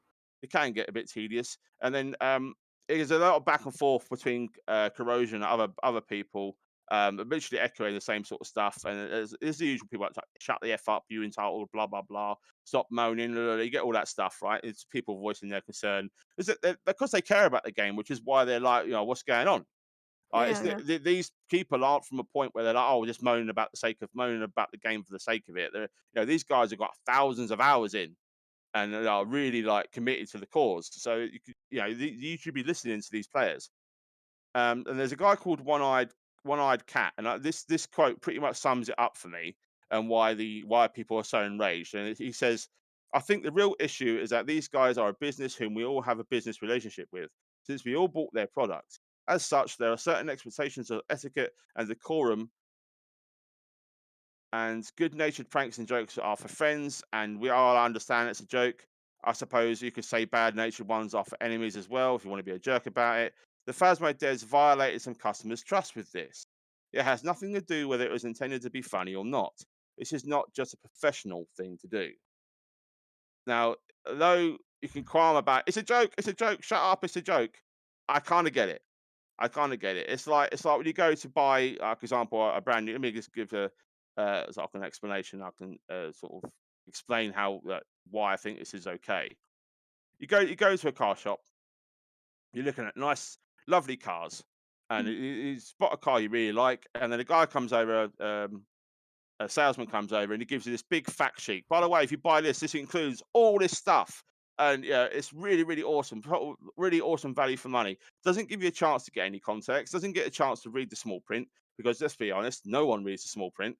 And and then he walks out. You go, oh, I love this car. It's great. It comes with all that. Yeah, it does. Okay, brilliant. Walks off. Sign a done deal. You get the car. You get it home, and then everything he says doesn't work, or doesn't. It's not there, or it's not included. Because in asterisks at the bottom was, sorry, this is just a joke, not included in any of this stuff, right? And that's if you just like don't. If people that I know, it's a very niche amount of people. For those that look at the game, say, "Oh, it's had a massive update. Look at all this cool stuff." Not reading in between the lines, not noticing the jokey stuff, not noticing the joke comments, not noticing the references to all the stuff that's been asked for. Literally just seeing it as, "Oh, it's got a massive update. There's now how many maps? Oh, it's 9 maps, 12 maps. Oh, how many ghosts? What does it do? Oh, brilliant! It's PvP and everything. Right? Okay, let's get it." And then you realize, obviously Steam has a refund policy. We know this, so they just get refunded. But the whole point is that law, that little bit of baiting in, where people are a bit naive and don't read stuff properly. Because let's be honest, most people are stupid and don't read stuff properly, right? They don't pay attention to Yeah. things. They don't. The life's too busy. You've got a million and one things going on. You're trying to buy some games to chill out with, buy with your friends or whatever, and you just browse in and just click, click, click, buy, but and then you're there, you got it, and then you're disappointed and you're fed up. So I kind of get that sort of way of thinking and why people would react that way, even though it is only a small minority of people. Let's be honest. It's, you know, people are dumb, but they're not that dumb, right?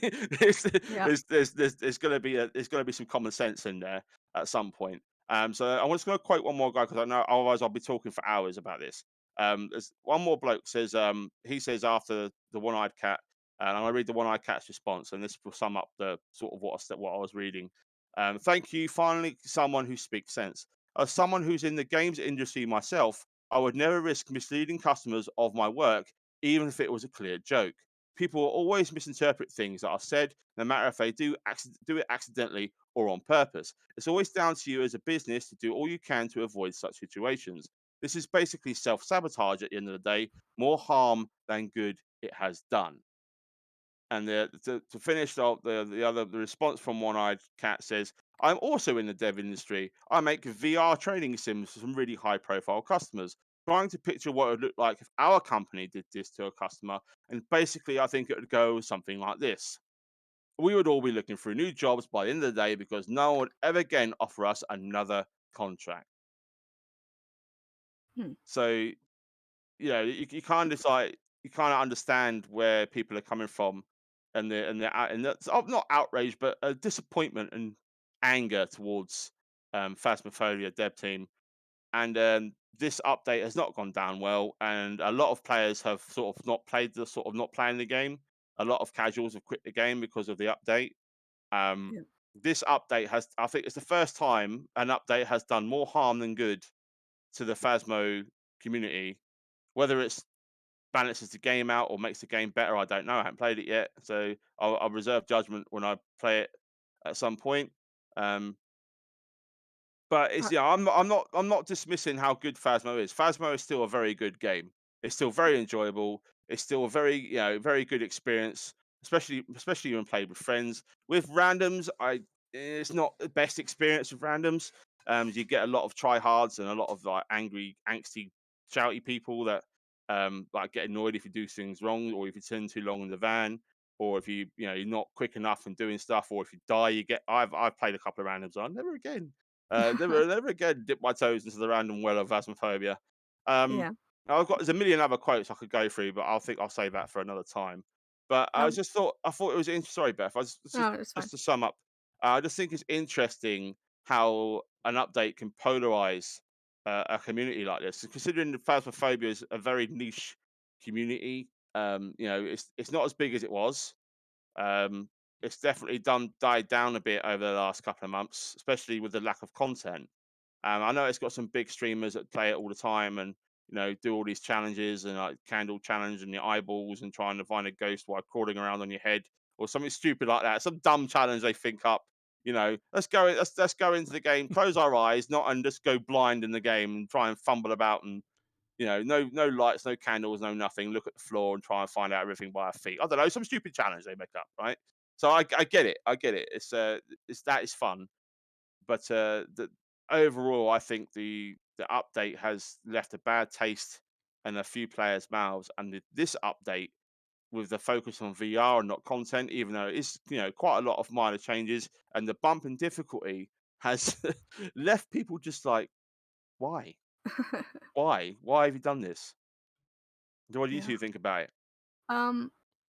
I will say that when we were talking about it the other week, we were like, this would be so cool if they actually added some of this Yeah, stuff. no, yeah, we did say that, yeah. And like I understand where these people are coming from. Where saying like, because to be honest, when I saw that the major update and it was just to do with VR, I was a bit disappointed. Mm, I didn't really understand. yeah, I didn't really understand the update, and I was like, oh, that's okay. What? Sure. Because I think a lot, like I know Steve plays it a lot, but I haven't played it for a while. That's just because the lack of content, mm, Like I yeah, don't. same, It gets a bit stale yeah, sometimes, yeah, and not that I don't like it. Like I do like the game. It's just I would like more content hmm, added to it, and the yeah, and like I understand where people come from. Like, oh, that the fact that that was a joke, and they came out with something that was a downgrade in a mm, way. Like, it obviously it makes everyone question, like, what have you been doing the yeah, last, like, yeah, what have you actually been doing, like. And I understand people's frustrations, and I do understand that it was a joke. It was a fun little yeah, joke, it was, yeah, but it was a bit too on the nose, it was too good of a joke. Like yeah, they should have it should have been a bit more silly and quirky, not yeah. like, To be more oh obvious, it was a joke yeah, than like what they did, yeah, like have like add new like do something completely stupid, like add I don't know, like it's not it shouldn't have been good content. It should have been terrible content, and that yeah, would have been a bit more funny, yeah. like add something where I don't know, you can drive around in the van around the neighborhood or something, like Added uh, uh, horde mode with yeah, 50 oh ghosts in yeah, one house. You've got to yeah, go like in and try and survive. yeah, To what's your exactly. time? And I and It's- I understand that for April Fools jokes have to be realistic, but yeah, it's just a bit too much good content for some the that people want, yeah, Like it's a bit like, oh, you haven't been working on that. Well, that sucks. You know what I mean? Like yeah. it's kind of just a bit crazy. But I am curious to hear what Steve thinks about it, Mr. Steve. I'm Yes, curious. our Phasmo expert. Please tell us what you Okay. think. Yeah. Right. Well, first of all, I'm gonna say it's quite obvious that I've got a lot of hours into it, so it's easy to think that I would lean towards the game and sort of say, yeah, you know what, as ARM fanboy and all that, I do like the game. So yeah, it's excuse me. So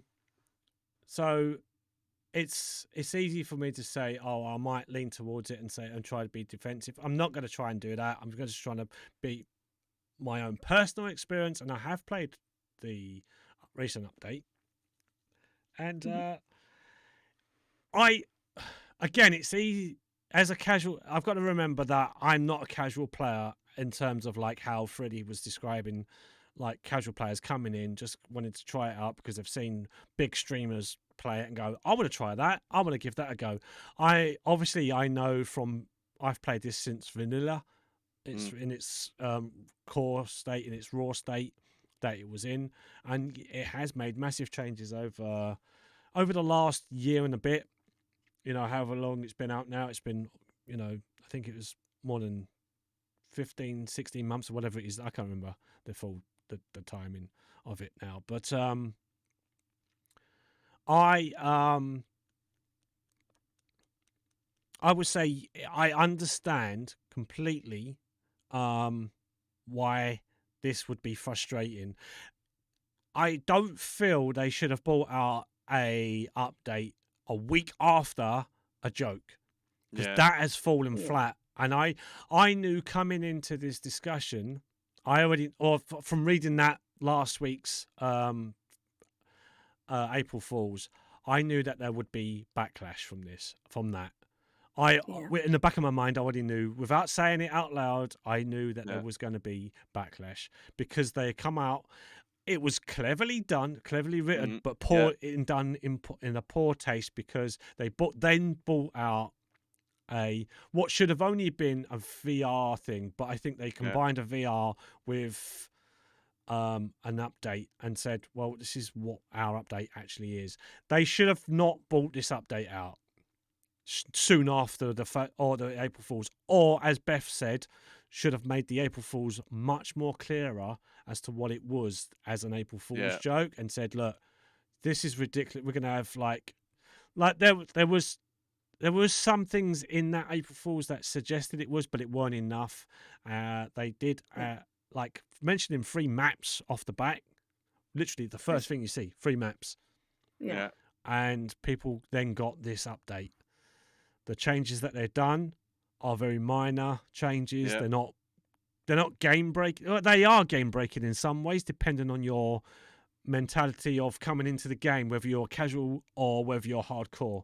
If you're hardcore, you're going to test this. I watched, prior to me playing it, I came home really late Friday, and just before whilst I was waiting for it to update, because it was a patch. It was only a patch note. It's not a major update as such. No.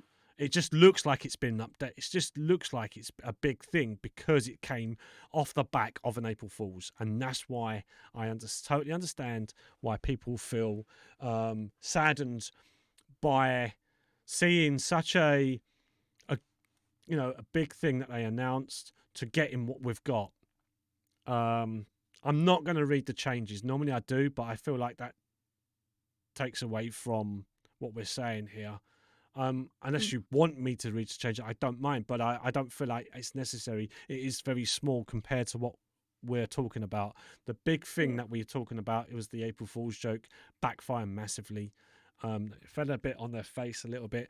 I understand it as a joke because it was very well written. You know, it's very well put out, and again, I'm echoing a lot of what was already been said.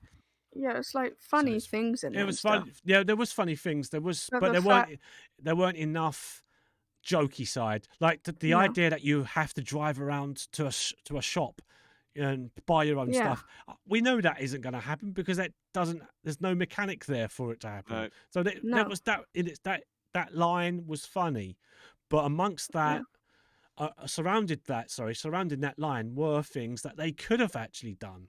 The big maps, like I said, at the start of that, free maps, a new ghost type, things like that.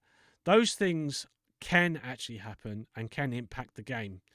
I will say, like, I watched the streamer, a big streamer. He does a lot of Phasmo stuff. He was testing the new door mechanic. So one of the things that they've included, apart from sound, there's been a few sound Yeah, they've updates. updated some sounds. They've Yeah, updated some sounds, which actually is good. But I think I don't want to I don't want to big this up as what it already is, because unfortunately we've got to a point where, like, casual players coming into this will go, it was difficult before. I, as a player of many hours that I've put into this, I can enjoy the updates, but I'm not everybody, and I understand. So it's going to be difficult to not to be biased towards the game. It's very difficult for me not to be biased towards something that I actually do enjoy. And when an update does come out, and I've got to try it out, I've got to be not one of the first, but I've got to be one of the many who try these things out. The way that the streamer was, I'm going to go by what his words were. Some of the changes were very unnecessary. The door mechanics, for those who are not familiar, there is one of the houses is Edgefield House that we were trying out. I tried it out. I streamed it today.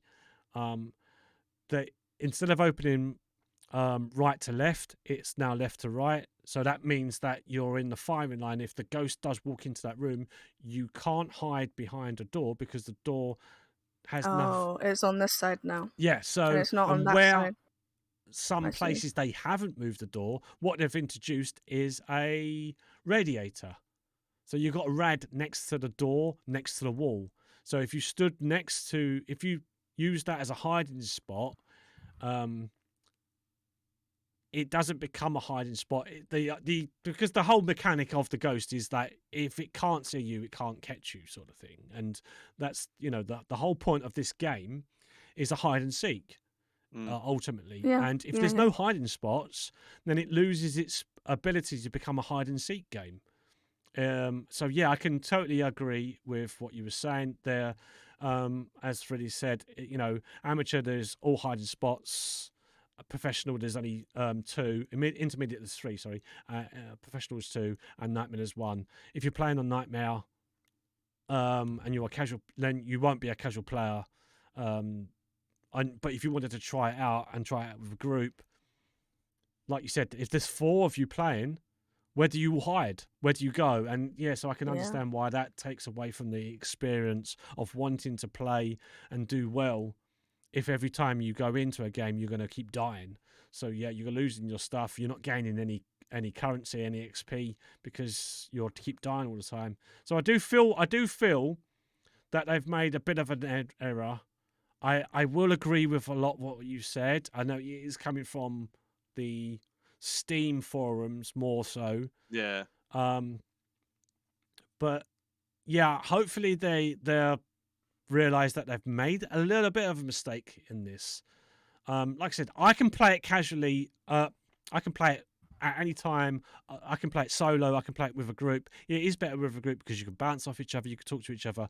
But yeah, I can play it solo. But again, I don't want to be biased towards the game, and I was afraid of coming across as being biased, and I knew I was gonna get asked the difficult question of what do I think. Well, what do I think? Personally, I like the changes, but I'm not a casual player. As Freddie said, I've got a lot more hours in this. I've got a lot more experience in this. So any changes that they make, are aimed at a more experienced player. They're not aimed at the casual player. They're not aimed at getting new players on board. If you're selling something and you want people to come on board, then changing the mechanics of the game too much changes the experience for people who have just bought. They're going to get either refunded or they're going to complain about it. And they say, well, I was having fun, and now you've changed it too much, or you've changed like nerfing the doors, like I said, like you said, those things are not great for casual players, and they No. really need to either revert back to, or if you don't change, like if you can change those doors from switching, and light switches as well got moved. Something I noticed. I was quite excited. I was really excited. I was going around. I think I had someone in my chat, and actually Jeliogo, who's one of our big followers for all of us, came He's in. our biggest fan. Biggest Yeah. fan. Of all of He us. came in and said, "You look really excited when you're talking about." Yes, I can take. I did get excited for a lot of the sound changes.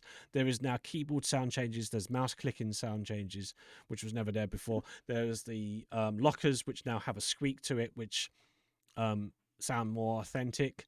But again, if you're a new player, you won't, necessarily notice them, would you you? won't necessarily notice them, but you're going to find it difficult to escape a ghost hunt. The whole point of this game is hide and seek. If you've already gone in, got all your evidence, and you've not been jump scared, then it loses its appeal. So that they need to come back to that a bit as well. They need to start bringing back, don't make the game hard than it already, like it.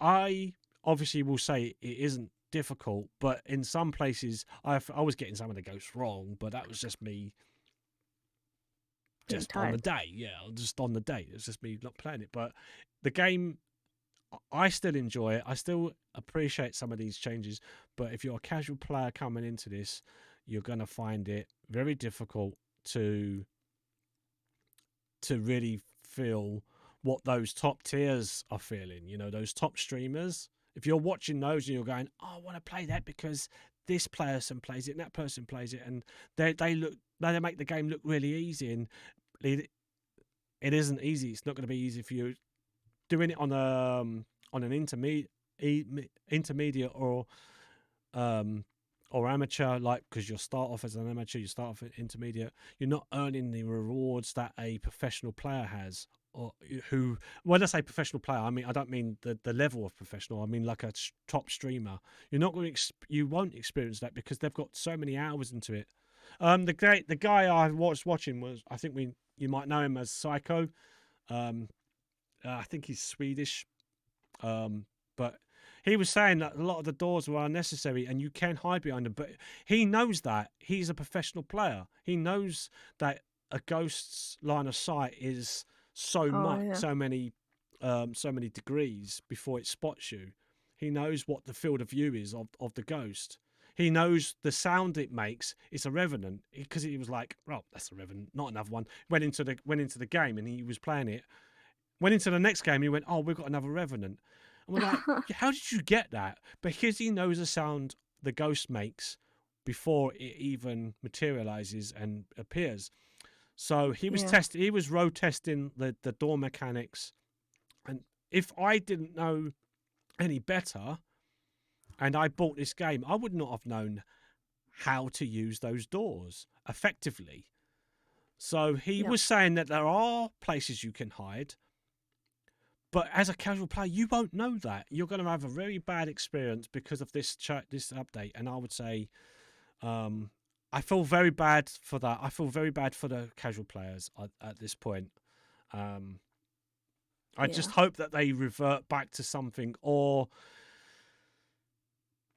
just take away some of those those horrible areas.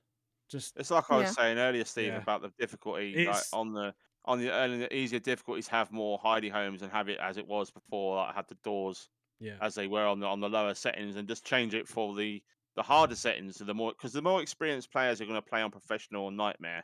And the hardcore base is going to play on nightmare and nightmare only, because that's where the challenge is. Professional can be difficult sometimes, but I still feel a lot of the ghost events and stuff is RNG. I still think a lot of the stuff that they've implemented is very good when it works. But a lot of the time, we've known ourselves that we've wandered around a map for an hour and nothing's happened. It's very hit and miss, especially on the big maps. The big maps is where the problem is, because nobody wants to play the big maps, because the ghost either gets lost, stuck on a wall, or just can't be bothered and just sits in a corner somewhere, Yeah. while we're pottering about, and then it might We can't even eventually find it yeah, and ourselves. we can't find it, and it can't hear us, or we're nowhere near it. It's very difficult in the larger maps. The larger maps last like north of an hour, or at least 40 minutes plus. So a lot of players are like, well, we don't play the larger maps because the ghosts either don't work or it takes too long. And then even on the smaller maps like Edgefield and the like, um, the smaller maps, even the ghosts sometimes don't work. They don't materialize, or they don't do what like, you think it's a spirit, but then it's the twins. But everything points to a spirit, because you're not getting the stuff that the twins are supposed Yeah. to do, and things Yeah. like that. And that's my minor gripe with the game, and that's where a lot of the complaints have been as well. Is like you need to sort the ghosts RNG out so we get a more full experience. Because I'm still along the lines of the game is great, but it Yep. needs a bit of fine tuning, and I don't. This Yeah. will turn into a massive Phasmophobia podcast at this point. I think maybe we should just put a pin in it and Yeah, I discuss think. this another Yeah. time. Yeah. The ins and outs of all the gameplay and stuff, because I think Yeah. it might be a good idea to go into detail about some of the games we really do play a lot, and I've still played quite a bit of this. Even though I'm nowhere near Mr. Steve's astronomical hours, Yeah. I'm still 130 hours plus into this game, and I've played since start. Yeah. And Yeah. We all have. we've all Really. played since start, and I'm not a casual, but I think I'm a Um, little bit higher than a casual, so I well, would say I'm an average player, I can. like your average player. just Yeah, But I would say that too. just for clarity, I've got 540 hours. yeah, so So- it's yeah. As we're comparing numbers, let me see. I 4 got billion hours. 147 hours. Woo! So Look at you, Yeah. beating my piddly 100 Just hours, so 120 hours into the dust. just to give sort of like some sort of clarity on like when I Yeah. say how many So- hours I've got So on so record, 440 hours. Recently, I've done about 6 hours. nearly 900 hours between us then. Yeah. It's a lot. yeah, That's a yeah, lot. it's a lot of hours. All right. So that will put the pin in it for the Phasmophobia discussion. Obviously, this is it's not just our opinions, but this is the stuff I've read on Steam. And just to clarify, these opinions are their own. They're nothing to do with us. If you don't like any of their opinions, then you can go and read it on Steam right now in the Phasmophobia open discussion forums, and you can go and tell them. So, if you want to. I don't encourage that, but if you want to have a chat with these people, they're on Steam. Be The chat, civilized. yes, be respectful, Yeah. be Have a debate. Have yes, a like healthy discussion yeah, and a debate healthy. is good, but Yes. don't go in there going, you effing blah, blah, blah, blah, blah. You Why are you you crapping all over blah, blah, idiots. blah. Yeah, It's the oh, best game. you're Yeah, entitled, just blah blah blah. It doesn't help anybody. no. And at that point, Just change your name to Karen as well while you're at it. If you're going to be like that, Karen. we don't want Oh. Karens. Karen, stay away. Right. Yeah. I'm sorry if your name is Karen. You're not an idiot. I Yeah, apologize. we're But so sorry, Karen. it's just a generalization of an idiot. It's like a 2020.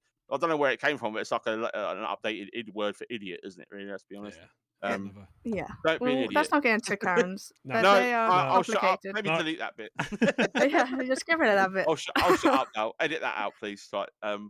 Yeah. Right. Mr. So Steve. I would do. news, and we're running into nearly 2 hours now. So let's gonna breeze through some of this news. Yeah, Um, go. Some of it quickly, and some of Quick. it's not so quick. Do half of it. Oh, there's only a few bits. I'm only going to Okay. mention Ubisoft then very quickly because no one likes Ubisoft. Okay. All Yeah. right, okay. So Okay. Ubisoft have been in the news. Ghost Recon Breakpoint has had its final update this week, and there's no longer going to be updated or supported with new content. They have supported the game for 2 years with 11 updates, and they've added a bunch of stuff. And put Sam. I didn't even know they put Sam Fisher in the game from what's it called? Their other titles. Tom Clancy's. What's it called? Splinter Cell. Splinter Cell, dude, isn't it? That's Sam Fisher, isn't it? Splinter Cell. Yeah. Sam. Yeah. Yeah. Sorry, I was. Sam Yes, I didn't even know he crossed Splinter over into Cell. this. Yeah, I've Yeah. never No, played. it's I've part never of played Ghost Recon. Ubisoft and Tom Clancy in it. Tom Clancy's Clancy. in it. Yeah. Yeah. So Yeah. so I've not played. I've played Ghost Recon when it first came out, and it was awful, and I never played it again. I know our good friend of mine, Sneak Assassin, plays it, or used to play it until they done something to the game that broke it, and then fixed it again, but he dropped it at that point because it wasn't working. So they're basically Ubisoft. They've been running around and roundabouts trying to fix this game, and now they're basically it's still not fixed. There's still loads of stuff wrong with it. The community that does play it is not happy that it's being abandoned. But they're saying, oh, if you bought an NFT, you own a piece of history. So they sold some NFTs for this game, and Wow. the game's now defunct. Not these NFTs are now worthless because the game is now dead. Oh my! You know, Did some people buy it? yeah, they did. Some. Yeah, yeah. I Oh, think that's. I went into NFTs. I think a little while ago. I can't Ooh. remember if it was last week or the week Yeah, it was after. I last moaned week. We about Yeah. were talking about Yeah, NFTs yeah. last time.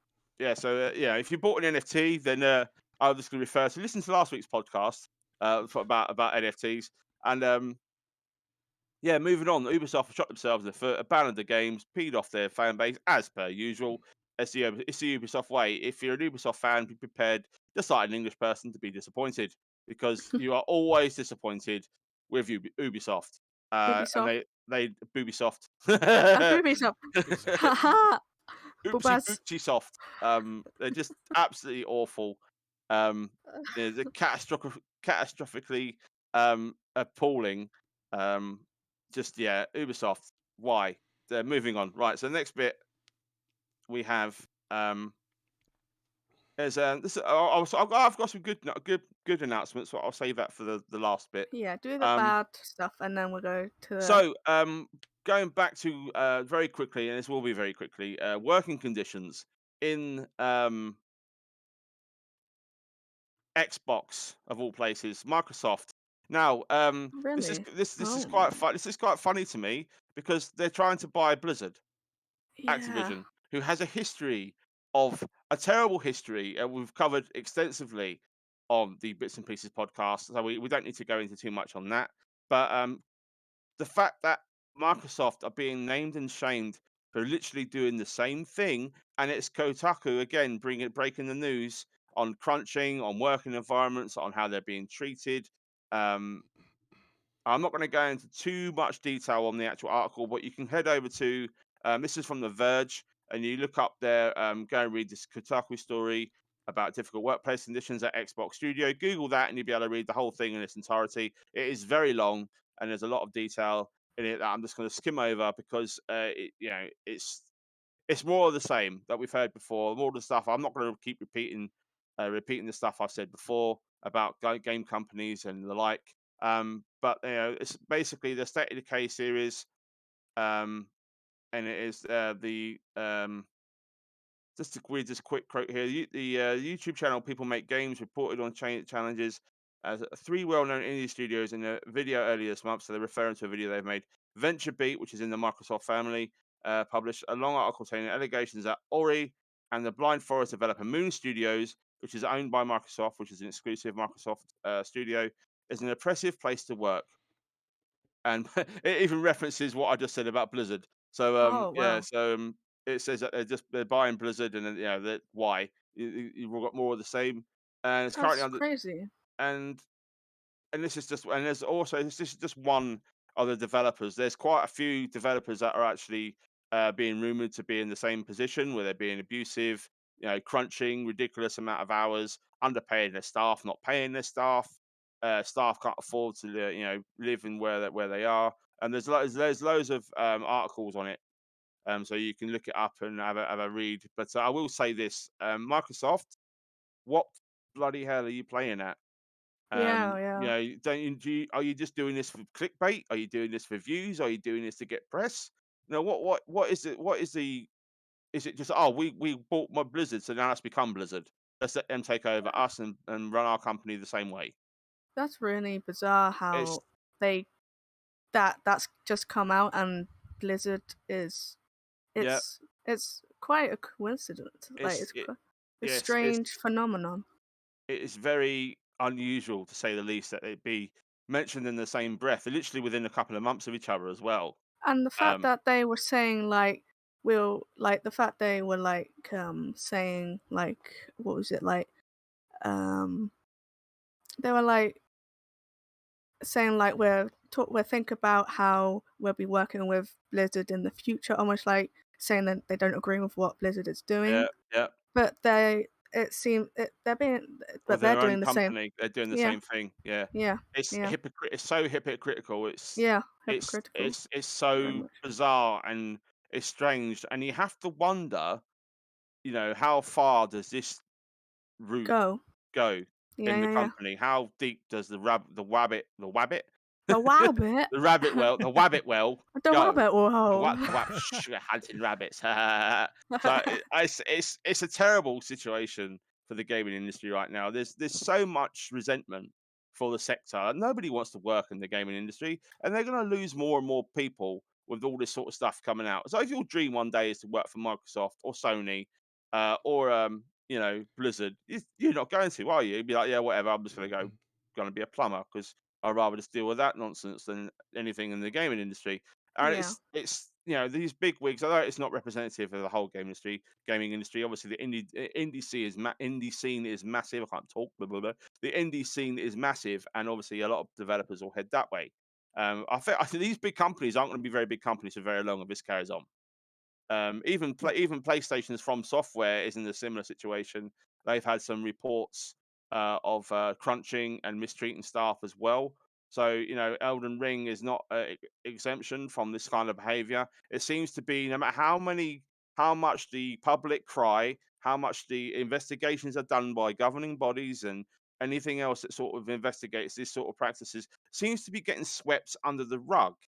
There seems to be somebody out there who's literally doing cleanup and making it all go away, and it shouldn't. And like even like we said last week, Blizzard got a slap on the wrist, got an $18 million fine, yeah, they set up an $8 million trust fund, which is well established. They earn $24 million a day in income, so it's not even a day's earning they've lost. And this is and whatever fines head their way, it's not going to make a blind bit of difference.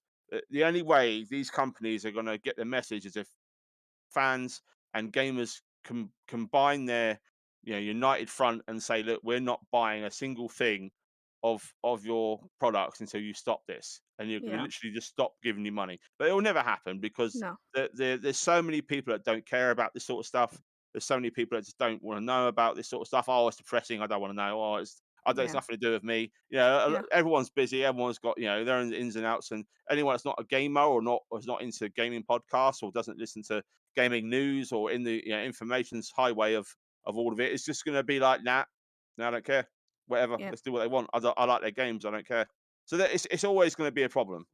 But something does need to be done, and if any of these companies have a shred of decency among them, yeah. then they need to step up and stop doing this. Stop doing this to people. Nobody wants to work like that. I've No, done 17, 18 hour days of pure graft, and it's been it was hell, and that's not even in front of a screen. And being like, because working in front of a computer might sound fun, but if you're doing an 18-hour shift, sat in front of a computer, typing away, yeah. concentrating hard on code and trying to find problems and stuff, you're gonna be absolutely cream crackered. No And then you wonder got there's lots of bugs in these games. You know what I exactly, mean? yeah. Yeah, Like, it's called the flu because that's what they have. They're working too hard. They yeah, work themselves yeah, into oblivion. yeah, It's yeah, crazy. It is crazy. So yeah, Microsoft, pack it in, or you're just going to end up like Blizzard with a very bad reputation, and you'll find your Xbox Game Pass numbers start to dwindle. yeah. At least a little Slow bit. down. At least a little bit. It ain't gonna make it. Yeah, It's sorry state of affairs. Anyway, yeah. moving on. So I'm just gonna touch over Sony's version of Game Pass. Since I mentioned Game Pass, Oh, I Sony's remember version this. of Game Pass and how not to do it is exactly the segue for this section. Um, PlayStation Plus has come out, and there's like they not only in America it's a bit more complicated for people buying it because they have like a million different ways to purchase it via the gaming cards and the and the other stuff you can get, the value cards, and there's little vouchers you can get, and there's a like you can buy a year, a month, 6 months, 3 months. It is over here as well, but Yeah, a lot of sort of fans and gamers over there buy their subscriptions that way. So there's a lot of sort of why are you doing this sort of thing. So let me get into it very quickly. So PlayStation Plus has announced 3-tier system to their PlayStation Plus. They got the current tier system, which is $6.99 or $5.99 for us in the UK, or $6.99 or $7.99. No, sorry, $9.99 for Yeah. those in the States. And then and that's the basic tier. That's you can play online, and you get your two free games a month on Game Pass. Not Game Pass, on PlayStation Plus. Sorry, Game Pass. I'm getting wires crossed. And then the next tier Yeah. is $15 a month. I think it would be £10 over here once it launches in June. And that enables you to the PlayStation Now. If you're familiar with PlayStation Now, that Yeah. library of all Yeah. the some exclusives and a boatload of PS3 games and PS4 games. Yeah, so you get that included with it. So basically, they're merging PlayStation Plus with their PlayStation Now for an extra pound a month or £2 a month, whatever it is, or a couple of dollars here and there. And that's like great. And then it's like, okay, that sounds pretty reasonable. Yeah. You get access to 400 games plus. And we don't know if it's going to include any of the new exclusives. So I don't think it's going to include any new exclusives. It might have some. I know it's including Returnal, Mhm. that came out a little while ago, and a couple of other PS5 games, but it's not going to include the entire library. So it's not going to be like Xbox where you get all the latest exclusives on day one of release. It might be added like later on, like 6 months or a year later after they come out on PlayStation Plus. Whereas therefore that's why it's not quite value for money at the moment. And then you got the final tier, which is $18 a month, or I think it's $13.99 or $14.99 Yeah. a month, and this includes 340 games, which is a backwards compatibility games from the PS2, portable PlayStation, and PlayStation 3 era of video games. So you get a retro catalog of games added to your library, which they said they would never do, and Oh. they couldn't do because we not do retro. We don't have the facilities to do it. Our Liars. our software won't run it. It's not compatible. Liars. What a load of horse run it wallop. Um, so you get a library of 700 games for £15 a month. But bear in mind, only about 50 of those will be PS4 and 10 of those will be PS5, and the rest is an old catalog of stuff. And to be fair, there is an awful lot of tack on PlayStation now. Stuff that's very like not indie, but there's a lot of I don't want to take anything away from JRPGs because I love JRPGs, but there's an awful lot of obscure titles on here that you would never play in a million years.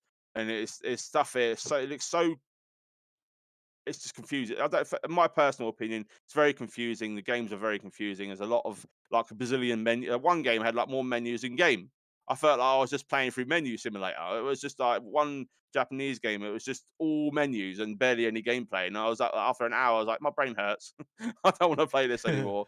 And there's a lot of stuff on there that is a niche market. So let me say that instead, a niche market. Um, but there's a lot of old games as well, a lot of classics, a lot of good old retro games, and I know a lot of that is the in thing right now. Retro is the big thing. On Beth, Hi. I see you. Hopefully, you your hand up. Yeah. Uh, can I speak, please? Sorry. Okay. No. Um. Okay. Okay. No. Just to confirm that Sony has said any new exclusives on day one won't be in the PS Plus subscription because they said it would degrade the main exclusive, and how much work will go into them wouldn't be as much as it would be. They said. Just I thought I'd let you know that it's any no exclusives on day one won't be in the PS. Yeah, first I kind of gathered that. Yeah. So Sony are like that. Give me your Yeah. money. Oh yeah, bye. Buy the actual game and then subscribe. Yeah, buy the game, subscribe. Yeah, give me all your money. So yeah, the reason I say this is how not to do it is because a lot of people, are not in Europe. I think in Europe is pretty self-explanatory how they explained it. But I'm not that I'm picking on Americans, our lovely American listeners, but a lot of like Americans have gone, "What the is this? Why can't we just pay one price and have Yeah. all of it? Why is there a million different prices? Why is there a million different tiers?" Yeah. It's just it's just self-explanatory, but I just thought it was worth pointing out that they're getting. I think it's unnecessary flack for it. I think it's if you can sort of understand it, there's only a small minority of people are complaining about it. But a lot of people have said what the reason I bring up the day one exclusives are everyone's gone, well, why are you doing day one exclusives? At least put at least put all the ones that have come out Yeah, before the this on older here. Yeah, exclusives. before it comes out, you put all your Horizon Zero Dawns on there, and put the other stuff on there like your Tokyo Ghostwire and things like that. Um, Yeah, put all that stuff on there to get people to buy it because the reason why Xbox does so well is because they always have brand new titles, whether it be an indie title or an established game, big, yeah, big one. a big release, AAA release. Even though I don't think, that's a different topic for another day, but I think Xbox is stuttering a little bit in terms of quality. But there's going to be tons of stuff coming out this year, so hopefully it will start to pick up Yeah, um, the Game Pass wise. But there's been tons of stuff on there that's worth getting, and I think that's the problem with PlayStation Plus. They're here inherently because it's all really old stuff and it's like barely anything new. It's not worth value for money, and then that a lot of criticism has come that way as well, saying, look, you're charging nearly $20 a month for old games that only a niche amount of people are going to play. There's the latest gamer or current gamer or the teenagers a lot of parents are paying for these game passes. I myself pay for game passes for my kids so they can play the latest games and that and stuff comes out. They're like, well, this is not really worth it. They already own all these games, so like, what's the point? So I kind of get it. I kind of get the blowback on it. But the fact that it's also unnecessary tier system. Just have one price. Just have one price for it, and then be done with it. Don't start, yeah. separating your plus from your. It's just you might as I well just will. keep it as PlayStation now. I will just say that Xbox do have multiple ones too. They have PC, they Yes, have they the do. Yeah, console one. yeah, So they're kind of in similar boats. yeah. I would say, but I will say that Xbox is a bit more um under like a bit Oh, more makes sorry. you know what You I just mean? reminded me of something, Beth. Yeah, There yeah. is instead of with PlayStation now, you could stream to your PC via your console. Oh, that's So pretty terrible, isn't it? so it's awful. So Yeah, yeah. now that's now just streaming directly to your PC on your PlayStation library, which is actually quite a cool thing if you've got decent Mm, internet. So that is a positive okay. if you want to stream PlayStation games and you don't have the Elgato cards that Mm, a lot of people use. So for me personally, that's a win for me. I yeah. get I get to stream PlayStation games from my lovely PC setup. Nice. So Okay. I get to put my mug on the screen. um, Right. Right, so I think that's about it for PlayStation Plus. There is Yeah. one more thing I want to mention because I know we're running well at Yeah. work. Our longest time ever It so is the far. longest time. Yeah, Yeah. yeah, yeah. Um, It is. You're gonna have to so watch this halfway, like listen to two half parts, yeah, Yeah, yeah, yeah. Come back and next then week. listen to half again. Yeah. yeah, um, exactly. yeah. So the last thing, Is was two this things I'm going to end on. One thing is our friend Fortnite. Fortnite? Okay. Yeah, so the reason I Fortnite. mention this is because of the ongoing relief effort, obviously in the what in the world right now. Um, you probably have heard of the Ukraine relief effort for what's going on over there. Yep. Fortnite raised $144 million for the Ukraine relief effort. So Awesome. That's I great. will I Yep. will Woo. applaud that. Give That's awesome. Fortnite credit where it's due. Yep. That's a phenomenal amount of money, and I'm sure that will massively help out everyone involved over there. And I Yeah. still feel awful for the people over there right now. So I wish them all the best, and hopefully all that nonsense ends shortly. Yeah. So yeah, Fortnite, well done, and that's the only praise you're ever going to Yeah, get from that me. was in. Right. Yeah. So Yeah. The only in praise you're gonna get from us. yeah. So and the last thing I wanted to announce, and some positivity. Two Woo. things to end the news section on is that we are getting a brand new Monkey Island Yeah, game. I heard about this. So I heard about this. it's going to be out this year. I heard about it. It's Return to Monkey Island, and it's Awesome. gonna, I honestly I can't wait. I Monkey Island love it. games have always had a very special place in my frustration and heart because I've completed only a handful of these games. Yeah. So tried and tested. It's going to be fun. It's going to be awesome, and it's going to frustrate the hell out of me, but it's going to be worth getting. And Yeah. these games are always so funny. They are and great. I'm looking forward to a modern take with all the modern memes and all the modern jokes they're going to throw in this.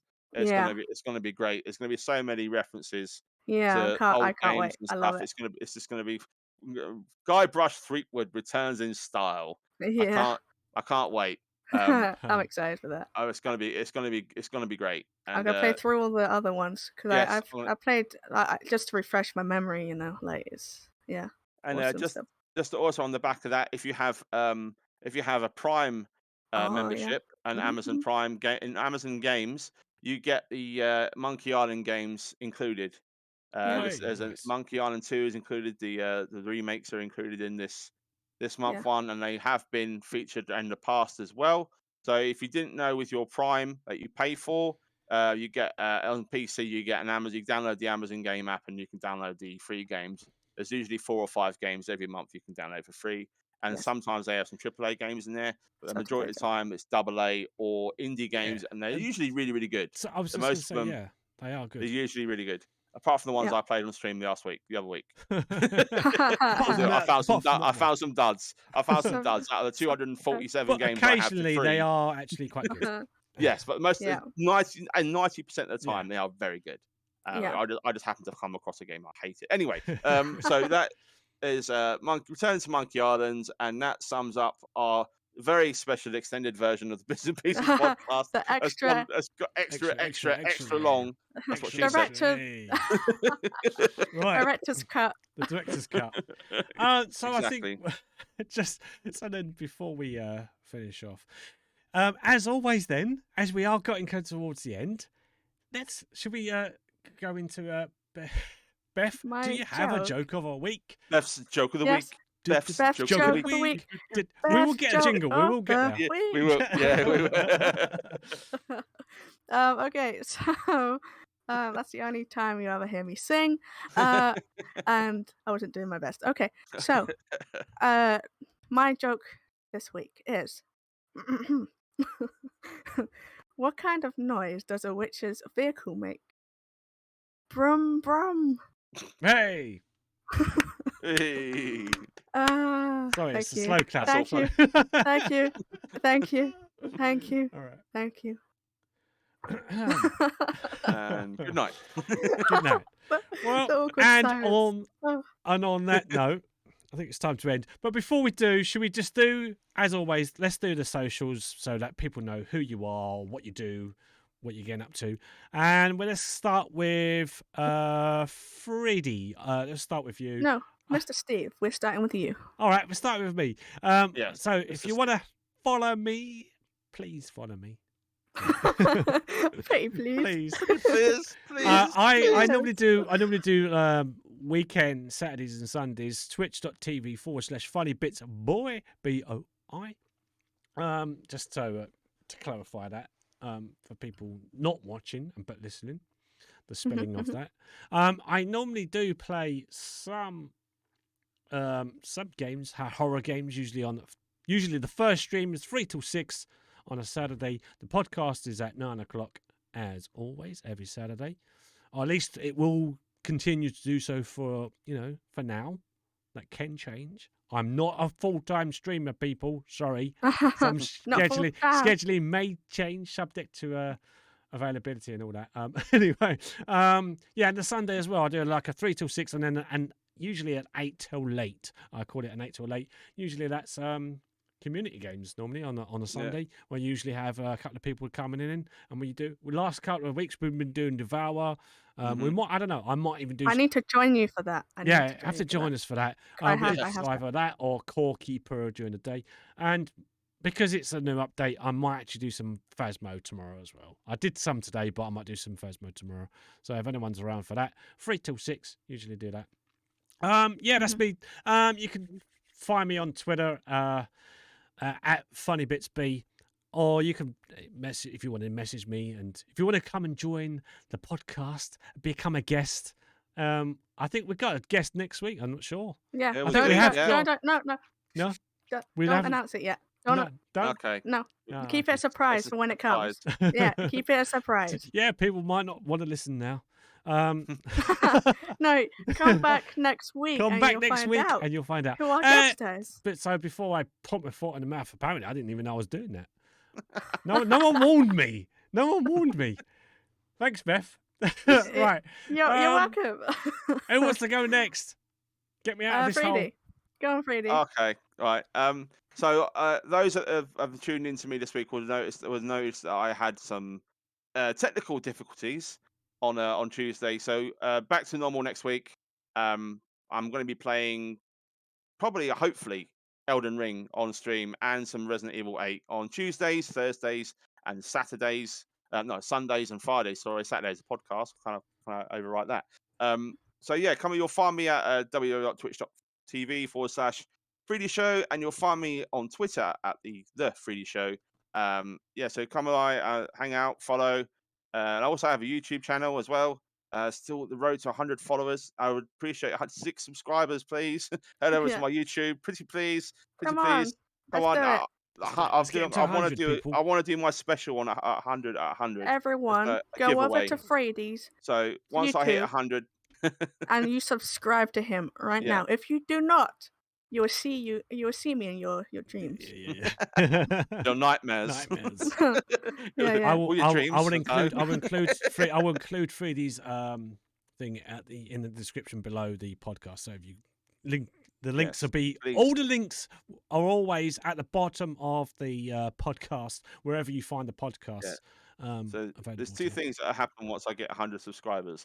One, you get a giveaway, because I'll do a giveaway, and 2, hot tub stream. Yeah. Yeah, all right. I'll check in with Amaranth on that one and see if she can cover for me. Ask if you can borrow her horse mask. Horse mask. Oh, have you got about a blow up out of standing? No, that'll do, won't it? Right. Yes. And then also, what also happens is that I get my official URL channel name, so I don't get a bunch of gibberish. So it'll be the Freeddyshow URL, which is I really, really want, because it makes it so much easier to post everywhere else. Because when I paste that long ass bloody thing in, it just everything just goes no. Yeah. So it'd be really helpful if you could head over and please subscribe. You don't even have to watch it. Just subscribe and let it sit in your list forever. Just 6 subscriptions, and it's free. I mean, it's not like Twitch where you have to pay. It's free. I will stress it is free for those that don't quite understand how YouTube thing works. It is free. So I would really appreciate it. Also, Funnybitsboi has a YouTube channel, and so does PizzaBeth. So please go and head over there and subscribe to them as well. Our podcast is put up there on the on Funnybits' YouTube as well as his gameplays and stuff that he does. And also PizzaBeth has funny edits and stuff on her channel that you can go and watch. I haven't done some for a while, but there are some on there. You've got some stuff on there, Yeah, I got some stuff on there. Yeah, that's it for me. Content. All right. So I just I'm on Twitch. I stream on Twitch, PizzaBeth. And I'm gonna try and stream this week. Gonna play Song of Horror. I've been meaning to, continue with that. So yeah, I'm gonna be playing Song of Horror, and I'll go from there. Really, I'm definitely gonna try and play some more indie horror games because I really enjoyed the other one I played. So probably more indie horror games. So if you're into that, come by to my Twitch channel. The streams have been varied at the moment because I've been kind of busy at the moment, but I should have a bit more time this week. So come on over if you just want to chat, if you want to give me a suggestion for a joke, please. I need them. If you heard this week's joke, then I need it. Anyway, but yeah, I'm just on Twitch, PizzaBeth. Search me up, and Twitter, PizzaBeth1, and they're the main ones. So thank you for listening, and yeah. Excellent. Right, thank you guys. Thank you, Freddie. Thank you, Beth. We will see you. Mr. Steve. Thank you, Mr. Steve. It's still a thing. We will see you. It's always going to be never going to go away. No, never. Better get used to it, Mr. Steve. Boss. Mr. Steve, boss man. And on that bombshell, it's time to end. Let's end it there. Thank you very much for one of our longest ever podcast. Hopefully everyone enjoyed it. Feel free to look us up on iTunes, Spotify, Now Music. There's a SoundCloud, anywhere that does their RSS feeds. Please look them up. Write some reviews. Give us some 5 stars if it's 5. If it's 10 stars, give us 10. Just download it. Downloading actually helps the podcast grow a little bit more because it becomes recognisable that people are enjoying it. So follow us anywhere that you can, and yeah, please give us a little bit of a lurk, even if you're just listening to it in your car, on the way to work, on the train, at the gym. Wherever you want to listen to a podcast. This is going to be a good sort of 2-hour sort of podcast, so you can listen to it at the gym. Yeah. You're going to want to get out of there quick, so you want to listen to it. Download it. That's it. We are done. Thank you very much. We will see you again next Saturday at 9. Until then, thanks for listening. Thanks for watching. Goodbye. Goodbye. Bye. Bye. Bye. Bye. Bye. Bye. Bye. Yeah. I actually already have a joke book, but I don't really use